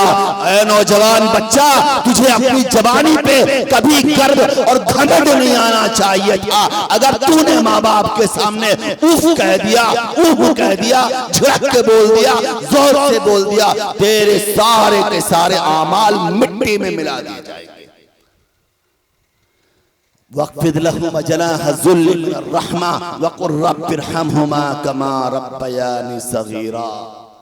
अल्लाह के नबी सल्लल्लाहु अलैहि वसल्लम ने फरमाया, कुरान का हुक्म है, अलबत्ता बच्चों को चाहिए कि अपने माँ बाप के लिए ऐसे दुआ करें, ऐ अल्लाह तू मेरे अम्मा और अब्बा पर रहम कर, ऐसे रहम कर, ऐसे रहम कर जैसे कि उन्होंने बचपन के जमाने में मेरे ऊपर रहम किया है। जब अल्लाह के नबी सल्लल्लाहु अलैहि वसल्लम ने सहाबा के सामने माँ बाप के इतने मकाम को जिक्र किया, एक सहाबी जोश में आ गए और कहा अल्लाह के नबी माँ बाप का क्या हक है? अल्लाह के नबी ने फरमाया हुमा जन्नतुका हुमा नारुका, तुम्हारे माँ बाप तुम्हारे लिए जन्नत है, तुम्हारे माँ बाप तुम्हारे लिए जहन्नम है। मतलब ये है माँ बाप का कहना मानोगे, माँ बाप की इताअत करोगे तो जन्नत के हकदार बन जाओगे। माँ बाप की नाफरमानी करोगे, तौहीन करोगे, उनकी बेइज्जती करोगे, उनका कहना नहीं मानोगे, तुम्हारे सारे आमाल को बेकार कर दिया जाएगा, तुम जहन्नम के हकदार बन जाओगे। एक सहाबी फरमाते हैं मेरे अंदर जोश आया और वो खाने काबा, अल्लाह का मुकद्दस घर, वहां से मिना मुज़दलिफा 18-20 किलोमीटर है। आज के जमाने में हाजियों को पानी पानी मांगना पड़ता है। इस जमाने में अभी 2-3 साल पहले 60-70 हाजी पानी के कमी की वजह से शहीद हो गए इस जमाने में। और उस जमाने में जब पक्की रोडें नहीं थी, पहाड़ की बुलंदियां थी, पहाड़ पे चलना पड़ता था, फिर उतरना पड़ता था, फिर चढ़ना पड़ता था, फिर उतरना पड़ता था। उसके बाद मिना मुज़दलिफा और खाने काबा का तवाफ था। एक सहाबी खड़े हुए और एक कंधे पे अपने बाप को बैठाला और एक कंधे पे अपनी माँ को बैठाला और पूरा हज पैदल कराया। क्या आज की सदी में ठेलिया पे बैठा लो, पसीने निकल आते हैं खाली खाने काबा का तवाफ कराने में। सफा और मरवा छोड़ दीजिए, मिना और मुज़दलिफा छोड़ दीजिए जाना, सिर्फ तवाफ करने में पसीने निकल आते हैं, जबकि एसी लगी हुई है, फर्श ठंडी है उस जमाने में उस सहाबी ने अपने माँ बाप को अपने कंधे पे बैठाल के हज कराया। जब हज मुकम्मल हो गया, आए अल्लाह के नबी सल्लल्लाहु अलैहि वसल्लम के पास और कहने लगे, आए अल्लाह के नबी सल्लल्लाहु अलैहि वसल्लम, आज मैंने अपने बाप को और अपनी माँ को अपने कंधे पे बैठ करके पैदल हज कराया है। आए अल्लाह के नबी सल्लल्लाहु अलैहि वसल्लम, क्या अब माँ बाप का हक अदा हो गया? अल्लाह के नबी ने फरमाया, ओ सहाबी, तुम ये पूछते हो माँ बाप का हक अदा हो गया, तुम ये बताओ जब तुम छोटे थे, किसी लायक नहीं थे, पैदा भी नहीं हुए थे, माँ के पेट में थे, माँ के पेट में तुम्हारी पैदाइश के वक्त जो मरोड़ उठा था, जो दर्द उठा था, उस दर्द के बाद जब तुम पैदा हुए थे, खुदा की कसम अभी उस दर्द का भी हक अदा नहीं हुआ। और तो छोड़ दीजिए, खिदमत छोड़ दीजिए, उनकी तरबियत छोड़ दीजिए, उनको पढ़ाना छोड़ दीजिए। हज कराने के बाद अल्लाह के नबी फरमाते हैं, ओ सहाबी, तुम ये कहते हो कि माँ बाप का हक अदा हो गया। खुदा की कसम, जब तुम पैदा हुए थे, तुम्हारी पैदाइश के वक्त तुम्हारे माँ के पेट में, जिसको दर्द ज़ी बोलते हैं, एक आह की सी आवाज निकली थी, उस आवाज में बच्चा पैदा हो जाता है या माँ की जान निकल जाती है। अल्लाह के नबी सल्लल्लाहु अलैहि वसल्लम ने इरशाद फरमाया, अभी तुम्हारी इन नेकियों का बदला उस एक नेकी का मुकाबला नहीं कर सकती। इसलिए जिनके माँ बाप इस दुनिया में जिंदा हैं, वो गनीमत समझे, अपने माँ बाप की इताअत करें, और जिनके माँ बाप दुनिया से चले गए हैं, वो उनके लिए इसाले सवाब करें। ये तो हो गया बच्चों के ऊपर माँ बाप का हक। लेकिन क्या बच्चे आसमान से टपक के आए थे?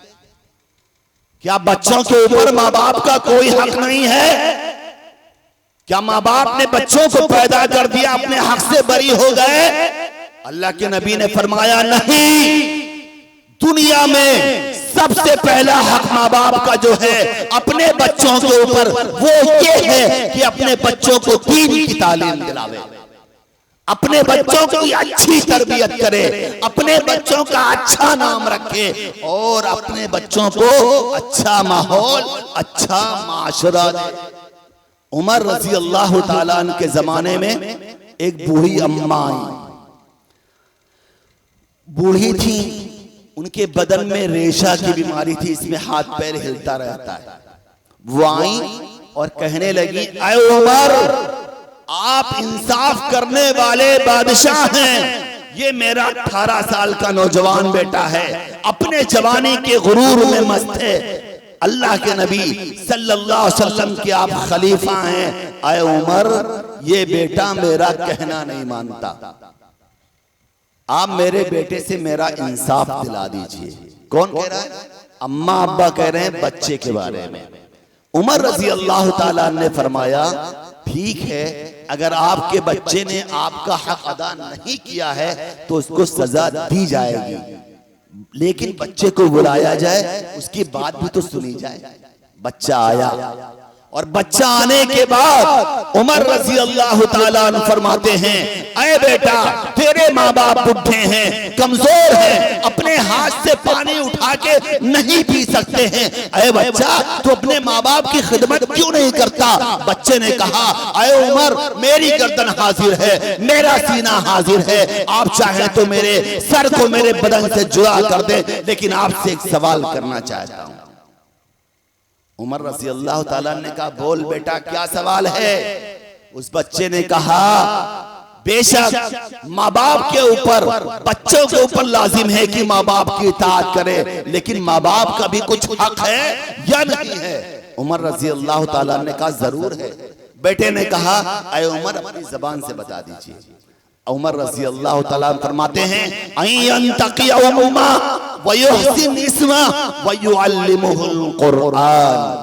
कि माँ बाप का बच्चों के ऊपर 3 हक है। बस आज की तकरीर इसके बाद खत्म। बच्चों के ऊपर लाजिम है कि अपने माँ बाप की इताअत करें, खिदमत करें, चाहे वो हाफिज जी हों, चाहे मौलाना साहब हों, चाहे हाजी साहब हों, चाहे डॉक्टर हों, चाहे दुनिया का कोई भी बड़ा इंसान हो। माँ बाप की इताअत के बगैर जन्नत नहीं मिलेगी। माँ बाप की इताअत के बगैर अल्लाह भी माफ नहीं करेगा। लेकिन 3 हक माँ बाप के बच्चों के ऊपर भी हैं। पहला हक क्या है? अय्यंतकिया उम्मा व युहसिन इस्मा व युअल्लिमुहुल कुरआन। जब बच्चा पैदा होता है तो सबसे पहली जिम्मेदारी ये है, उससे पहले भी जिम्मेदारी आती थी। अभी बच्चा जवान हुआ है, आपका बेटा पोता उस वक्त आएगा, हमारा बच्चा उस वक्त होएगा जब हमारी शादी हो जाएगी। तो अल्लाह के नबी सल्लल्लाहु अलैहि वसल्लम फरमाते हैं, उमर रजी अल्लाह ताला ने फरमाया, पहला हक ये है कि जब बच्चे की शादी की जाए तो उसकी माँ का बेहतरीन इंतखाब किया जाए। क्या? अय्यंतकिया उम्मा, उसकी माँ का बेहतरीन इंतखाब किया जाए। अगर माँ नेक होगी तो बच्चा नेक होगा। अगर माँ बदकार होगी, माँ बुरी होगी, लाख वलियों की सोहबत में बैठा दिया जाए, लाख मौलाना साहब के पास भेज दिया जाए, अगर घर का माहौल सही नहीं है तो बच्चा कभी नेक नहीं बन सकता। इसीलिए अल्लाह के नबी फरमाते हैं, अय्यंतकिया उम्मा, जब बच्चे की शादी की बारी आए तो उसकी माँ का बढ़िया इंतखाब करो। मतलब बहुत गोरी हो, बहुत मालदार हो, बहुत अच्छे खानदान की हो। अल्लाह के नबी फरमाते हैं कि नौजवान की शादी के लिए औरत के अंदर 3 चीजें देखी जाती हैं। उसके हुस्न जमाल को देखा जाता है, उसकी मालदारी को देखी जाती है, उसके खानदान को देखा जाता है। अल्लाह के नबी फरमाते हैं, अपने बच्चे की शादी के लिए न हुस्न जमाल को देखो, हुस्न जमाल 10-5 साल के लिए है, उसके बाद उसको मिट जाना है। न माल को देखो, माल तुमको छोड़ के चला जाएगा या तुम माल को छोड़ के जाओगे। न खानदान को देखो। अल्लाह के नबी फरमाते हैं, तुम शादी के लिए, बच्चे के लिए, अपने लिए दीनदार लड़की का इंतखाब करो। आज अम्मा अब्बा क्या चाहते हैं? अगर लड़के ने मजमे में जोश में कह दिया कि अपनी शादी में बारात लेके नहीं जाएंगे, अपनी शादी में जहेज नहीं लेंगे, तो माँ बाप ऐठ जाते, माँ बाप शादी में जाना बंद कर देते हैं। अगर शादी हो भी गई तो बहू को ताना मानते हैं, बहू को बुरा भला कहते हैं। उलमा ने लिखा है कि दुनिया का जलील इंसान है, दुनिया का सबसे कमतर बदतमीज इंसान है जो भीख मांगने के लिए अपने नौजवान बेटे को अपने सास और ससुर के सामने कहे, तुम मोटरसाइकिल मांगो, तुम घड़ी मांगो, तुम टीवी मांगो और तुम जहेज लेकर के आओ। अगर लड़की जहेज लेकर के आई है तो बाज माँ बाप इज्जत करते हैं। अगर जहेज लेके नहीं आई है, लड़के ने कह दिया है हम शादी करेंगे जहेज नहीं लेंगे, तो माँ बाप का चेहरा लड़की से फूल जाता है और जिंदगी में उसकी इज्जत नहीं की जाती। अल्लाह के नबी फरमाते हैं सल्लल्लाहु अलैहि वसल्लम, अगर तुम चाहते हो तुम्हारे बुढ़ापे में तुम्हारे बच्चे तुम्हारी खिदमत करें, तुम्हारी इताअत करें, तुम्हारा कहना माने, तो उसके लिए बेहतरीन बीवी का इंतखाब करो। और बेहतरीन बीवी अल्लाह के नबी ने फरमाया नेक औरत है, तरीबत यदा, ताकि तुम उस औरत से ज्यादा फायदा उठाओ। दूसरी चीज, शादी होने के बाद बच्चा एकदम से जवान पैदा नहीं हो जाता है। बच्चा पैदा होगा तो सबसे पहली चीज आती है उसका नाम रखना।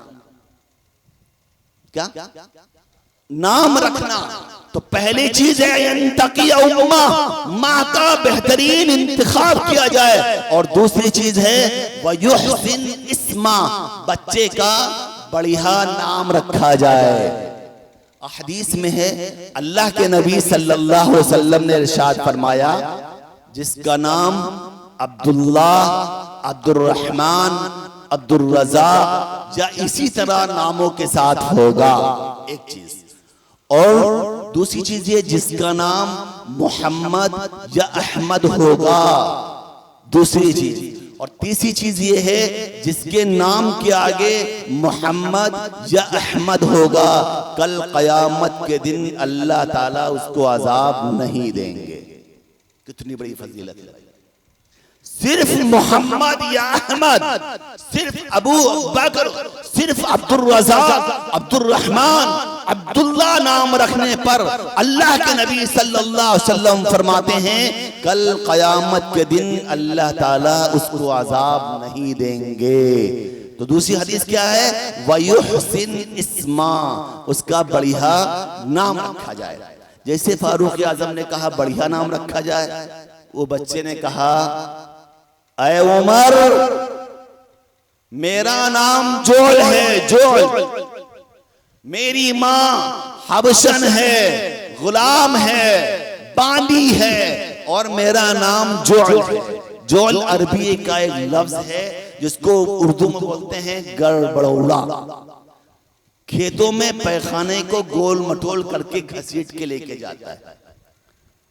उस बच्चे ने कहा आए उमर मेरी गर्दन तुम्हारे सामने मौजूद है, अगर मैंने माँ बाप की इताअत नहीं की है मेरी गर्दन मार दी जाए, लेकिन आप ये बताइए कि माँ बाप का बच्चों के ऊपर कुछ हक है या नहीं है? फरमाया पहला हक ये है उसकी बीवी का बेहतरीन इंतखाब किया जाए, दूसरा हक ये है बच्चा पैदा हो उसका बढ़िया नाम रखा जाए। वो कह रहा है उमर मेरी माँ ने और मेरे बाप ने मेरा नाम जोल रखा है, जो पैखाने का कीड़ा हो वो क्या अच्छा काम करेगा।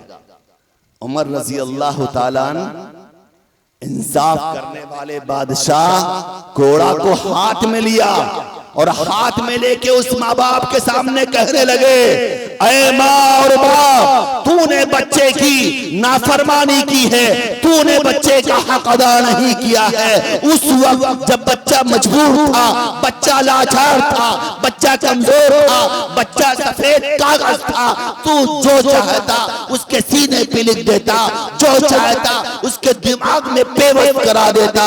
तूने बच्चे का नाम गड़बड़ौला रखा है, जोल रखा है, और उससे ये उम्मीद करता है कि तेरा बच्चा तेरी खिदमत करेगा। इसीलिए अगर हम चाहते हैं हमारे बच्चे हमारी खिदमत करें तो माँ बाप को चाहिए अपने बच्चों की तरबियत के लिए बेदार हो जाए। खुदा की कसम मैं देहात को नहीं जानता, देहात के अंदर दीन का माहौल ठीक ठाक है। आप शहर के कॉलेजों में चले जाइए, बड़ी बड़ी यूनिवर्सिटियों में चले जाइए और किसी नौजवान को पकड़ लीजिए और कह दीजिए बच्चा तुझको मैं 10,000 5,000 रुपए इनाम दूंगा, सिर्फ तू 5 कलमा सुना दे, नहीं सुना पाएगा। इसलिए अपने बच्चों को दीनी तालीम से जरूर रास्ता कराइए। तीसरा हक ये है वयुअल्लिमुहुल कुरान, बच्चों को कुरान की तालीम दिलवाइए। वो बच्चा कहने लगा आय अल्लाह के नबी के खलीफा मैं अरब में रहता हूँ, कुरान अरब में नाजिल हुआ है, मैं 18 या 22 साल का हो गया हूँ, अभी मैंने कुरान को देखा भी नहीं। फिर उमर रजी अल्लाह ताला नाराज हो गए और कहने लगे तुम माँ बाप मेरे पास शिकायत लेकर के आते हो कि मेरा बेटा मेरा कहना नहीं मानता, तुम बच्चों के हक को उस वक्त मार चुके हो जब बच्चा बहुत छोटा था, तुम चाहते उसको अच्छी तरबियत में ढाल सकते थे, आज बच्चा बर्बाद हो गया है। तो बुढ़े बुढ़े माँ बाप मौलाना साहब के पास जाते हैं और कहते हैं मौलाना साहब दुआ कर दीजिए, ताबीज लिख दीजिए, मेरा बच्चा मेरा कहना नहीं मानता। खुदा की कसम बदनसीब है वो माँ बाप, बदनसीब है वो माँ बाप जिनके बुढ़ापे में उनका बच्चा उनकी खिदमत ना करे। कि नसीब वाले हम बुढ़े हैं चरपाई पे पड़े हुए हैं और कह रहे हैं बच्चा एक गिलास पानी दे दो, वो कह रहा अब्बा बहुत अच्छे हैं आपने मुझे बुलेट निकलवा के दे दिया, हम आपको पानी नहीं देंगे। वो बदनसीब माँ बाप हैं कि नसीब वाले हैं? बदनसीब है वो माँ बाप जिनका बच्चा उनके बुढ़ापे में उनकी खिदमत ना करे, और बदनसीब है वो औलाद जो अपने माँ बाप का बुढ़ापे में उनकी खिदमत ना कर सके। इसलिए अपने बच्चे को कुरान की तालीम दिलाइए। कुरान क्या कह रहा है? जो मैंने कहा वला तकुल लहुमा उफ़्फ़िन वला तनहरहुमा वक़ुल लहुमा क़ौलन करीमा वख़्फ़िद लहुमा जनाह ज़ुल्लि मिनर रहमा वक़ुल रब्बिरहमहुमा कमा रब्बयानी सग़ीरा। अल्लाह पाक कहता है, ऐ बेटा कभी माँ बाप के सामने उफ न करना, कभी माँ बाप के सामने जोर से न बोलना, कभी माँ बाप के आवाज पे तुम्हारी आवाज तेज ना हो, और कभी माँ बाप के सामने सीना तान के न खड़े होना, वरना तुम्हारी सारी नेकियां बर्बाद कर दी जाएंगी। और इंग्लिश की तालीम क्या कहती है? एक कहावत है शहरों में भी और देहात में भी, जिसका बच्चा हाफिज़े कुरान हो गया, क्या हो गया?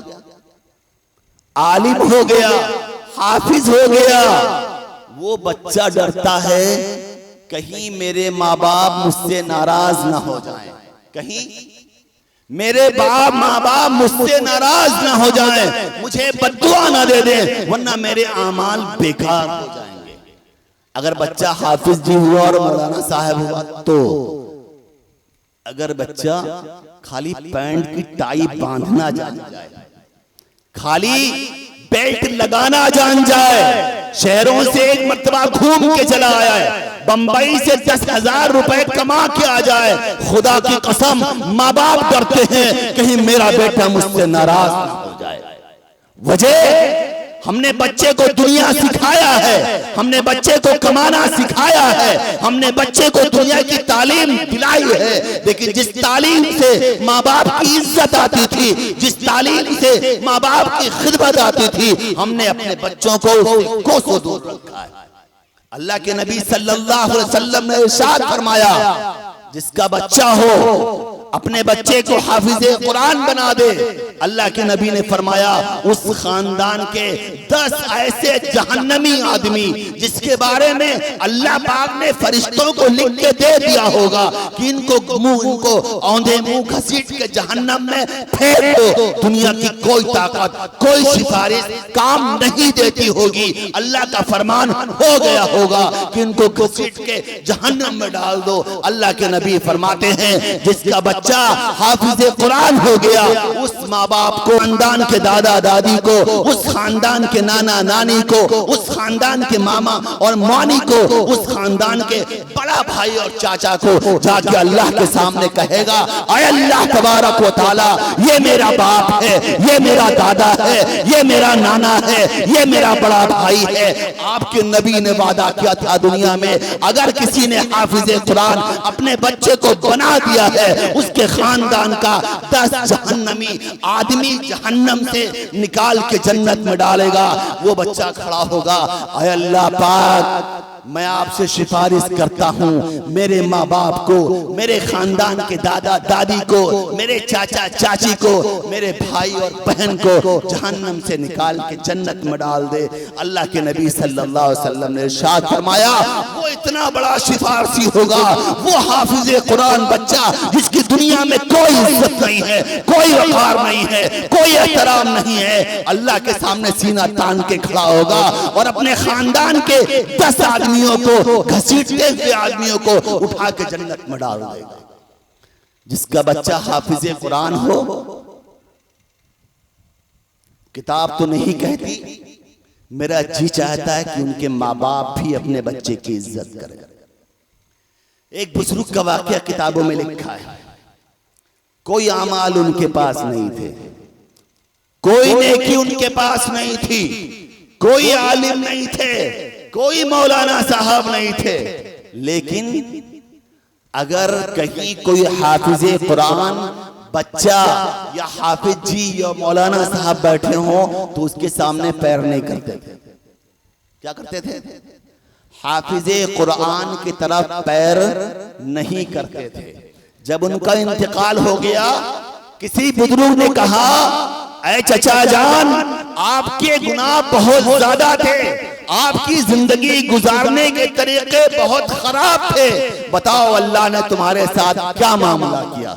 वो कहने लगे, अरे मियाँ, मेरे पास नेकियां नहीं थी, मेरे पास बहुत सारी नमाजें नहीं थी, मेरे पास हज नहीं थे, मेरे पास सदका और खैरात नहीं थे, लेकिन मैं दुनिया में एक काम करता था, किसी भी हाफिज़े कुरान और किसी आलिम की तरफ मैंने अपनी जिंदगी में पैर नहीं किया है। अल्लाह ने उसकी लाज रख ली है और मुझको जहन्नम से निकाल के जन्नत में डाल दिया।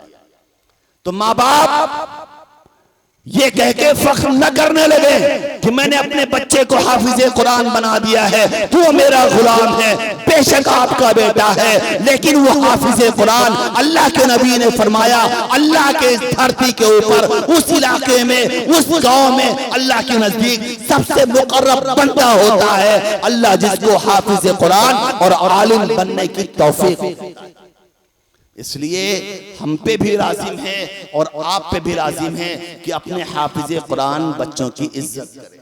मेरे अब्बा बहुत नेक हैं, मेरी उम्र 42 साल हो गई, बच्चा हूं उनका, लेकिन कभी कहा नहीं, मेरा अपना एक तजर्बा है, कभी भी गलत है, नहीं करना चाहिए अब्बा को। मैं उनकी खिदमत करता हूं, मैं उनके बराबर कभी ना बैठूं, लेकिन अगर किसी कुर्सी पे बैठे होते हैं, मैं उनका बेटा हूं, लेकिन सिर्फ आलिम होने की वजह से मैं पहुंचता हूं, फौरन उठ के बैठ जाते हैं, आओ मौलाना बैठो।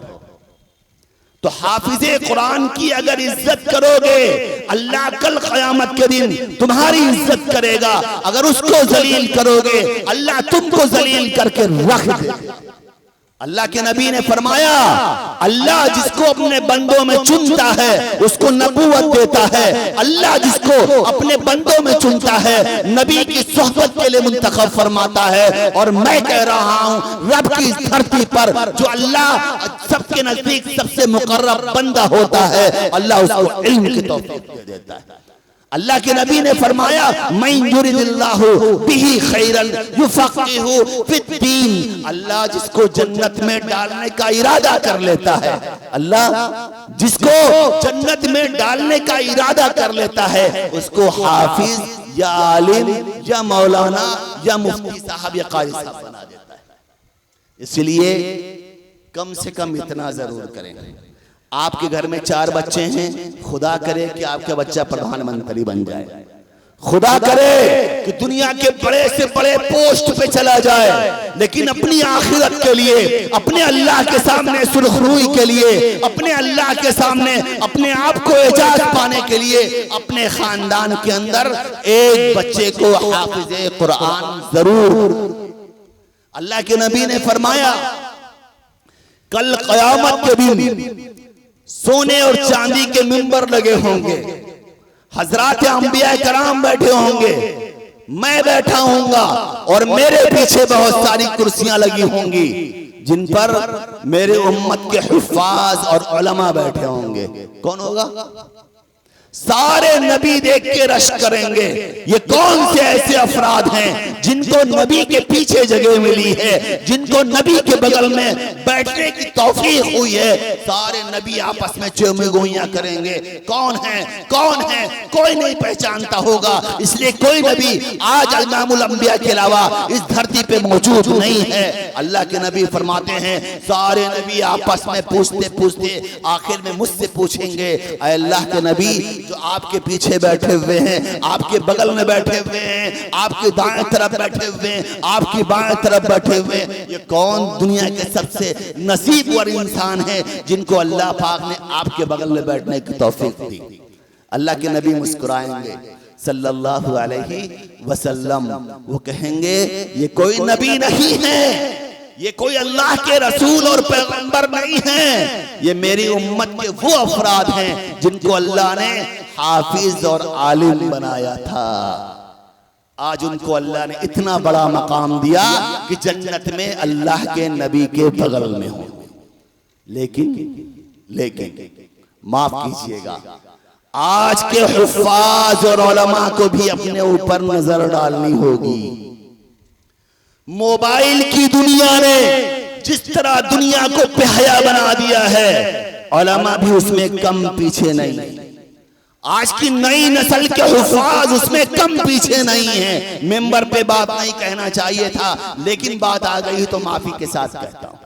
उलमा को चाहिए कि अपनी जिंदगी जनाबे मोहम्मद सल्लल्लाहु अलैहि वसल्लम के मुताबिक बनाएं। अल्लाह तबारक व तआला ने फरमाया है, लक़द काना लकुम फी रसूलिल्लाहि उस्वतुन हसना।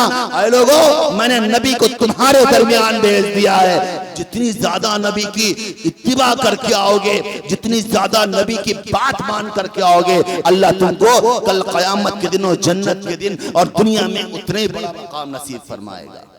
मौलाना मोहम्मद कासिम नानोतवी से बात शुरू थी। उन्होंने अल्लाह के नबी की इताअत की। क्या किया? अल्लाह के नबी की बात मानी। अल्लाह के नबी इतने खुश हुए, इतने खुश हुए, इतने खुश हुए, किताब में लिखा है, कभी वक्त आएगा दिखा दूंगा। उन्होंने फरमाया है कि मैं अल्लाह के नबी को रोज ख्वाब में देखता हूं। क्या?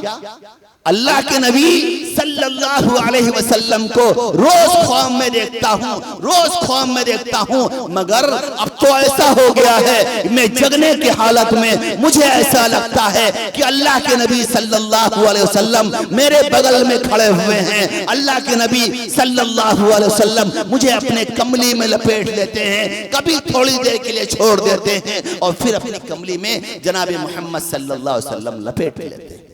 जब नबी की इताअत करोगे, नबी तुमसे मुलाकात करेगा, नबी की ज़ियारत तुम्हें नसीब होगी। किताब में लिखा है कि जिस दिन मौलाना मोहम्मद कासिम नानोतवी रहमतुल्लाह अलैह का इंतकाल, दारूल देवबंद के अंदर एक लड़के ने ख्वाब में देखा जो दारूल में पढ़ रहा था।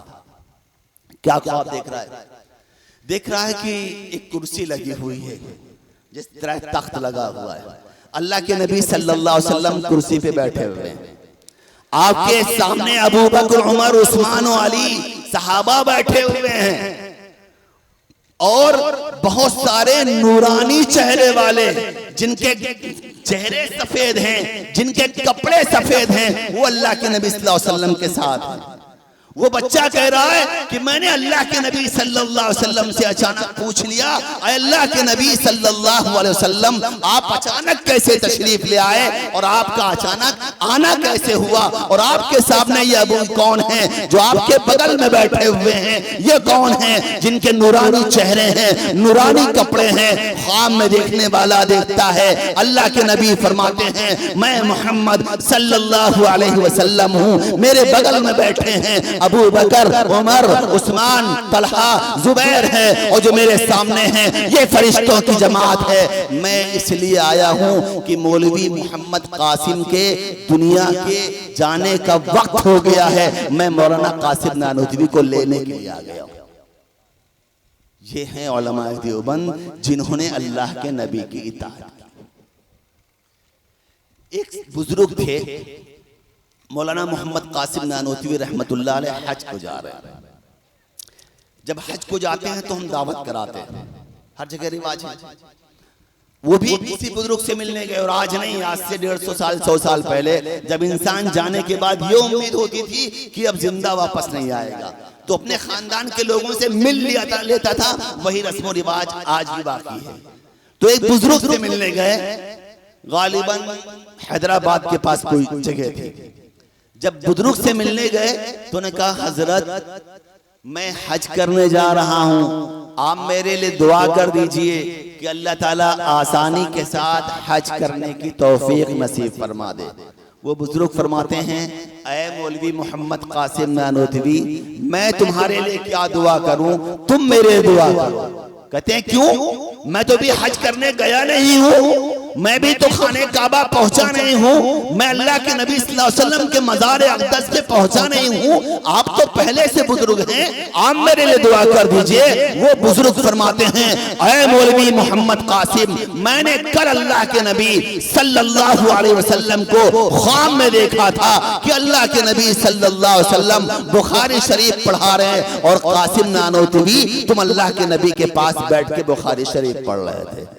तो जिसका इतना बड़ा मकाम हो, जिसके उस्ताद डायरेक्ट जनाबे मोहम्मद सल्लल्लाहु अलैहि वसल्लम हो, जिसको अल्लाह के नबी सल्लल्लाहु अलैहि वसल्लम बुखारी पढ़ाएं, वो मेरे लिए दुआ करे। मेरे बुजुर्ग की क्या औकात है कि कासिम नानोतवी के लिए दुआ करूंगा। इसलिए मेरे भाइयों बुजुर्गों, कुरान की आयत थी लक़द कान लकुम फी रसूलिल्लाहि उस्वतुन हसना। नबी करीम सल्लल्लाहु अलैहि वसल्लम की जिंदगी तुम्हारे लिए बेहतरीन आइडियल है, बेहतरीन नमूना है।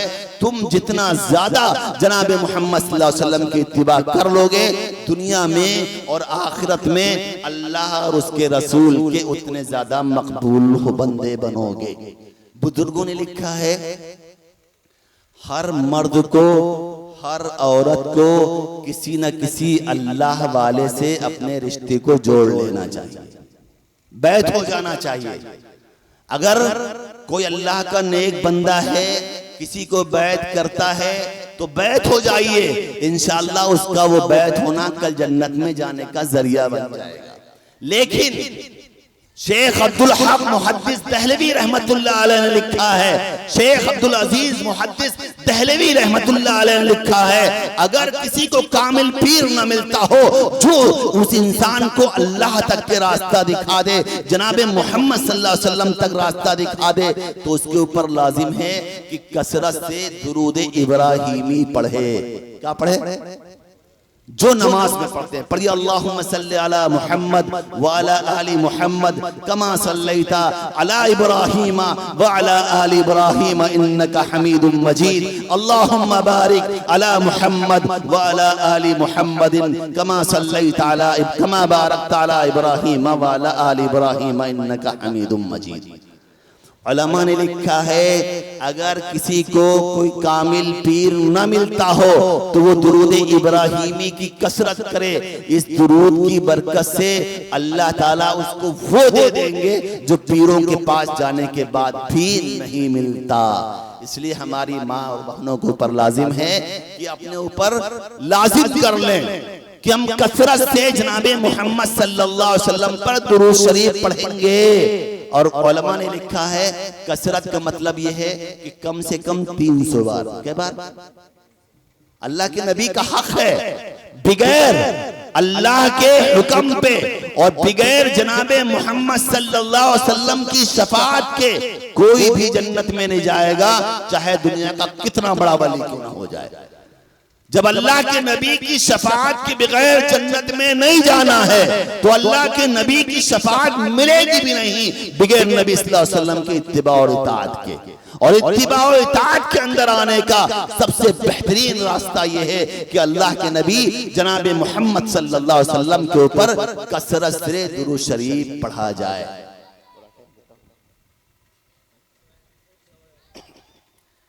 एक हदीस पढ़ी थी, बस 5 मिनट और। अल्लाह के नबी सल्लल्लाहु अलैहि वसल्लम ने एक हदीस बयान की जिसको मैंने पढ़ी थी, बस उसको तर्जमा करके अपनी बात को खत्म करता हूँ, जो मेरी माँ और बहनों के लिए था। अभी तक जो बात की वो सबके लिए था, अब जो आखिरी बात है वो अपनी माँ और बहनों के लिए। अल्लाह के नबी सल्लल्लाहु अलैहि वसल्लम ने इरशाद फरमाया अय्युमा इमरातिन सल्लत खम्सहा व अद्दत ज़कातहा व हसनत फर्ज़हा व आतत बालहा दखलतिल जन्नतु बिमा शित। जो औरत 4 काम कर ले, जो औरत 4 काम कर ले, अल्लाह के नबी सल्लल्लाहु अलैहि वसल्लम फरमाते हैं जन्नत के 8 दरवाजे हैं। क्या दरवाजे हैं? और उन दरवाजों की एक खासियत है, जो नमाज के दरवाजे हैं सिर्फ नमाजी उसके अंदर से जाएगा, जो रोजे के दरवाजे हैं सिर्फ रोजा रखने वाला उस जन्नत के दरवाजे से जाएगा, जो हज के दरवाजे हैं हज करने वाला जाएगा, जो सदका और खैरात के दरवाजे हैं सदका और खैरात करने वाला उस दरवाजे से। ये नहीं कि भागते हुए भेड़ की तरह चले जाएं। सबके लिए दरवाजा मुतय्यन है कि फला इस दरवाजे से जाए, फला इधर से जाए, फला इधर से जाए।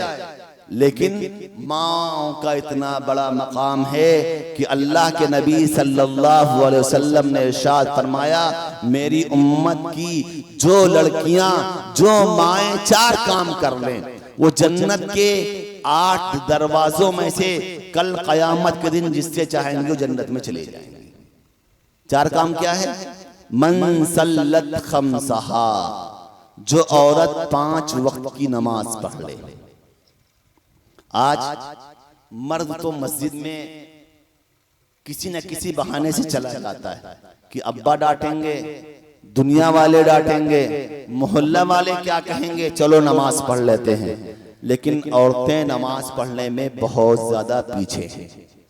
इसलिए मेरे नबी ने फरमाया जो औरत 5 वक्त की नमाज पढ़ ले, बहुत ज्यादा दीनदार होने की जरूरत नहीं है, सिर्फ 5 वक्त की नमाज पढ़ ले। मन सल्लत खम्सहा वअद्दत ज़कातहा, जो औरत अपने माल का ज़कात दे दे। मर्द तो ज़कात दे देता है। मौलवी साहब चंदा करने आए, भैया हम फला मदद से चंदा करने आए हैं, हमने अपनी जेब से 10 रुपए निकाला, 100 रुपए निकाला, 1000 रुपए, 1 लाख रुपए, जितना भी अल्लाह ने दिया है दे दिया। लेकिन औरतें मजबूर होती हैं अल्लाह के रास्ते में खर्च करने का, उनके पास टाइम और मौका नहीं होता है, इसलिए वो अल्लाह के रास्ते में खर्च करने के लिए कंजूस होती है। अल्लाह के नबी फरमाते हैं जो औरत अपने माल का ज़कात दे दे। आज के सदी में मर्दों पे ज़कात बहुत सारे मर्दों पे फर्ज नहीं है, लेकिन हर औरत के ऊपर ज़कात फर्ज है। कैसे? 52.5 तोला चांदी या 7.5 तोला सोना, या इन दोनों में से किसी की कीमत का पैसा, यानी सिर्फ कम से कम 50,000 रुपए या 60,000 रुपए हमारे पास हो, ज़कात फर्ज हो जाएगा। 50-60,000 रुपए मेरे पास भी नहीं है, लेकिन मेरी बीवी पास कान की एक बाली तो है ही, माथे का टीका तो है ही है, गले का एक हार तो है ही है, हाथ पे पहनने वाली एक अंगूठी तो है ही है, जोड़ा जाए तो 2 लाख रुपए का। लेकिन कोई माँ और बहन अपने उस सोने का ज़कात नहीं देती। अल्लाह के नबी फरमाते हैं वल्लदीना यकनिदून अज़्ज़हब वल फिज़्ज़ता वला यनफ़िक़ूनहा फ़ी सबीलिल्लाहि फबश्शिरहुम बिअज़ाबिन अलीम। जो औरतें, जो मर्द सोना और चांदी को जोड़ जोड़ के रखती हैं, उसका ज़कात नहीं देती हैं, अल्लाह के नबी से अल्लाह फरमाता है, अय अल्लाह के नबी सल्लल्लाहु अलैहि वसल्लम, उनको आप खुशखबरी सुना दीजिए, आप उनको वईद सुना दीजिए कि अल्लाह ताला कल क़यामत के दिन उनको दर्दनाक अज़ाब देगा। इसलिए अल्लाह के नबी फरमाते हैं मन सल्लत खम्सहा, जो औरत 5 वक्त की नमाज पढ़ ले, वो अद्दत ज़कातहा, और अपने माल की ज़कात दे दे। और फिर फरमाते हैं वो अहसनत फर्जहा, अपनी और अपने शर्मगाह की हिफाजत कर ले। आज दुनिया में ये नहीं कहा जा सकता कि मर्दों की गलती नहीं है, ये नहीं कहा जा सकता कि मर्द बेहया नहीं है, लेकिन खुदा की कसम मर्द कितना बड़ा बेहया हो जाए, कितना भी बड़ा गुंडा हो जाए, अगर औरत की तरफ से इशारा नहीं होगा, अगर औरत की तरफ से इजाजत नहीं होगी, तो मर्द की हिम्मत नहीं कि गुनाह कर ले।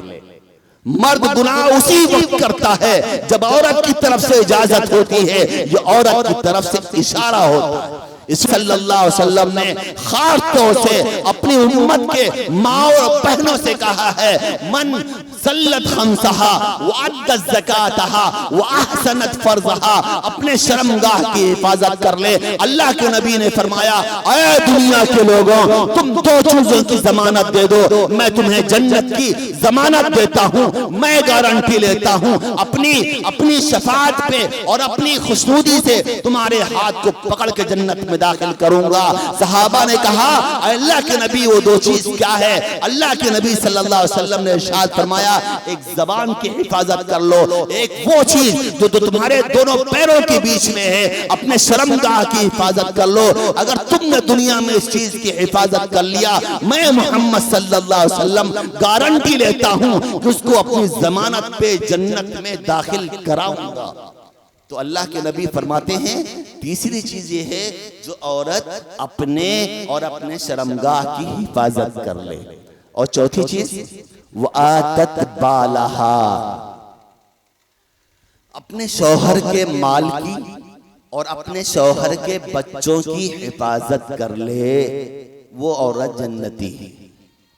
मिसाल के तौर पर शौहर ने दिल्ली से और बंबई से कमाई करके 10,000, 50,000, 1,00,000 रुपए भेजा, इस उम्मीद के साथ कि मेरी बीवी इसको जमा कर लेगी, अपना घर बनाऊंगा, बच्चों के लिए छत बनाऊंगा, उनके लिए आशियाना बनाऊंगा और अपने बुढ़ापे की जिंदगी सुकून से गुजारूंगा। लेकिन देखने में ये आता है जब 1 साल के बाद भैया आए और भैया ने कहा मैडम है कुछ, तो मैडम कहती कुछ दे के गए थे, रखा है यहाँ पे, हालांकि पूरी जिंदगी कमा के उसको देता रहा।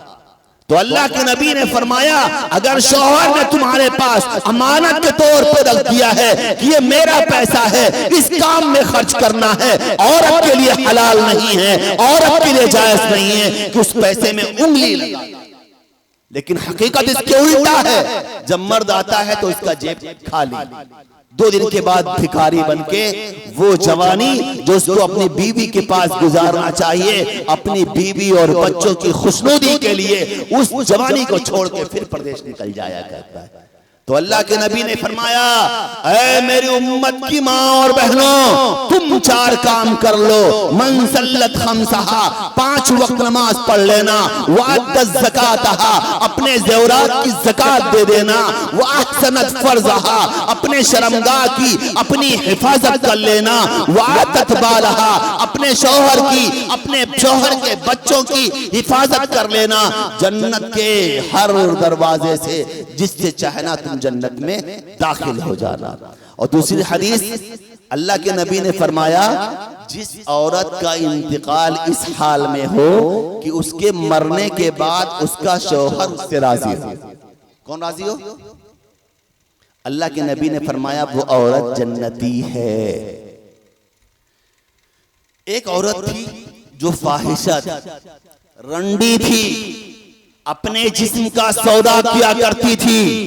जब उसका इंतकाल हो गया, दुनिया वालों ने उसके ऊपर जबान दराज की, फलानी ऐसी थी, ऐसी थी, ऐसी थी। उसका शौहर अल्लाह के नबी सल्लल्लाहु अलैहि वसल्लम के पास गया और कहा अल्लाह के नबी मेरी बीवी के बारे में दुनिया वाले, मोहल्ला वाले, घर वाले, खानदान वाले ऐसा ऐसा ऐसा ऐसा कह रहे हैं, लेकिन अल्लाह के नबी मैं गवाही देता हूं कि मेरी बीवी नेक थी, मैं अपनी बीवी से खुश था। अल्लाह के नबी ने फरमाया वो औरत जन्नत में है। कहां है? अल्लाह के नबी फरमाते हैं जिस औरत का इंतकाल इस हाल में हो कि उसके मरने के बाद उसका शौहर कह दे कि मेरी बीवी बहुत अच्छी थी, अल्लाह के नबी ने फरमाया वो औरत जन्नती है। दुनिया वाले उसके बारे में चाहे जो कुछ बकते रहे। ऐसे मर्दों से कहा अरे मर्दों तुम उस वक्त तक के नेक नहीं बन सकते, तुम उस वक्त तक के अच्छे इंसान नहीं बन सकते जब तक कि तुम्हारे अच्छे होने की गवाही तुम्हारी बीवी न दे। आज मर्द तो बाहर फूल की पत्तियां बिखेरता है, जब बात करता है ऐसा लगता है मोती झड़क रहे हैं, लेकिन जब घर के अंदर आता है तो भूखा और चीखने और चिल्लाने वाला, फाड़ खाने वाला दरिंदा और शेर बन जाता है। अल्लाह के नबी ने फरमाया ऐ लोगों तुम्हारी नेकी उस वक्त तक के काबिल कबूल नहीं होगी जब तक कि तुम अपनी बीवियों के हक में अच्छा ना हो जाओगे, और मैं मोहम्मद सल्लल्लाहु अलैहि वसल्लम अपनी बीवियों के हक में सबसे अच्छा इंसान हूं। तो अल्लाह के नबी की इताअत सिर्फ मर्दों के लिए नहीं है, सिर्फ औरतों के लिए नहीं है। अल्लाह के नबी की इताअत के लिए मर्द भी मजबूर है, औरत भी मजबूर है, बालिग भी मजबूर है, बुढ़ा भी मजबूर है, माँ भी मजबूर है, मौलवी साहब भी मजबूर है, और डॉक्टर और इंजीनियर साहब भी मजबूर हैं। अल्लाह तबारक व तआला फरमाते हैं लक़द कान लकुम फी रसूलिल्लाहि उस्वतुन हसना, मैंने हजरत मोहम्मद सल्लल्लाहु अलैहि वसल्लम को तुम्हारे दरमियान भेज दिया है। जितनी ज्यादा इत्तिबा करके आओगे अल्लाह ताला कल क़यामत के दिन तुमको उतने ज्यादा निखारेंगे और जन्नत के उतने ही बड़े मकाम में दाखिल कर देंगे। दुआ है कि अल्लाह अल्लाह ताला हमें और आपको कहने सुनने से ज़्यादा अमल की तौफीक अता फरमाए और जो गलतियाँ हो गई उसको माफ़ फरमाए।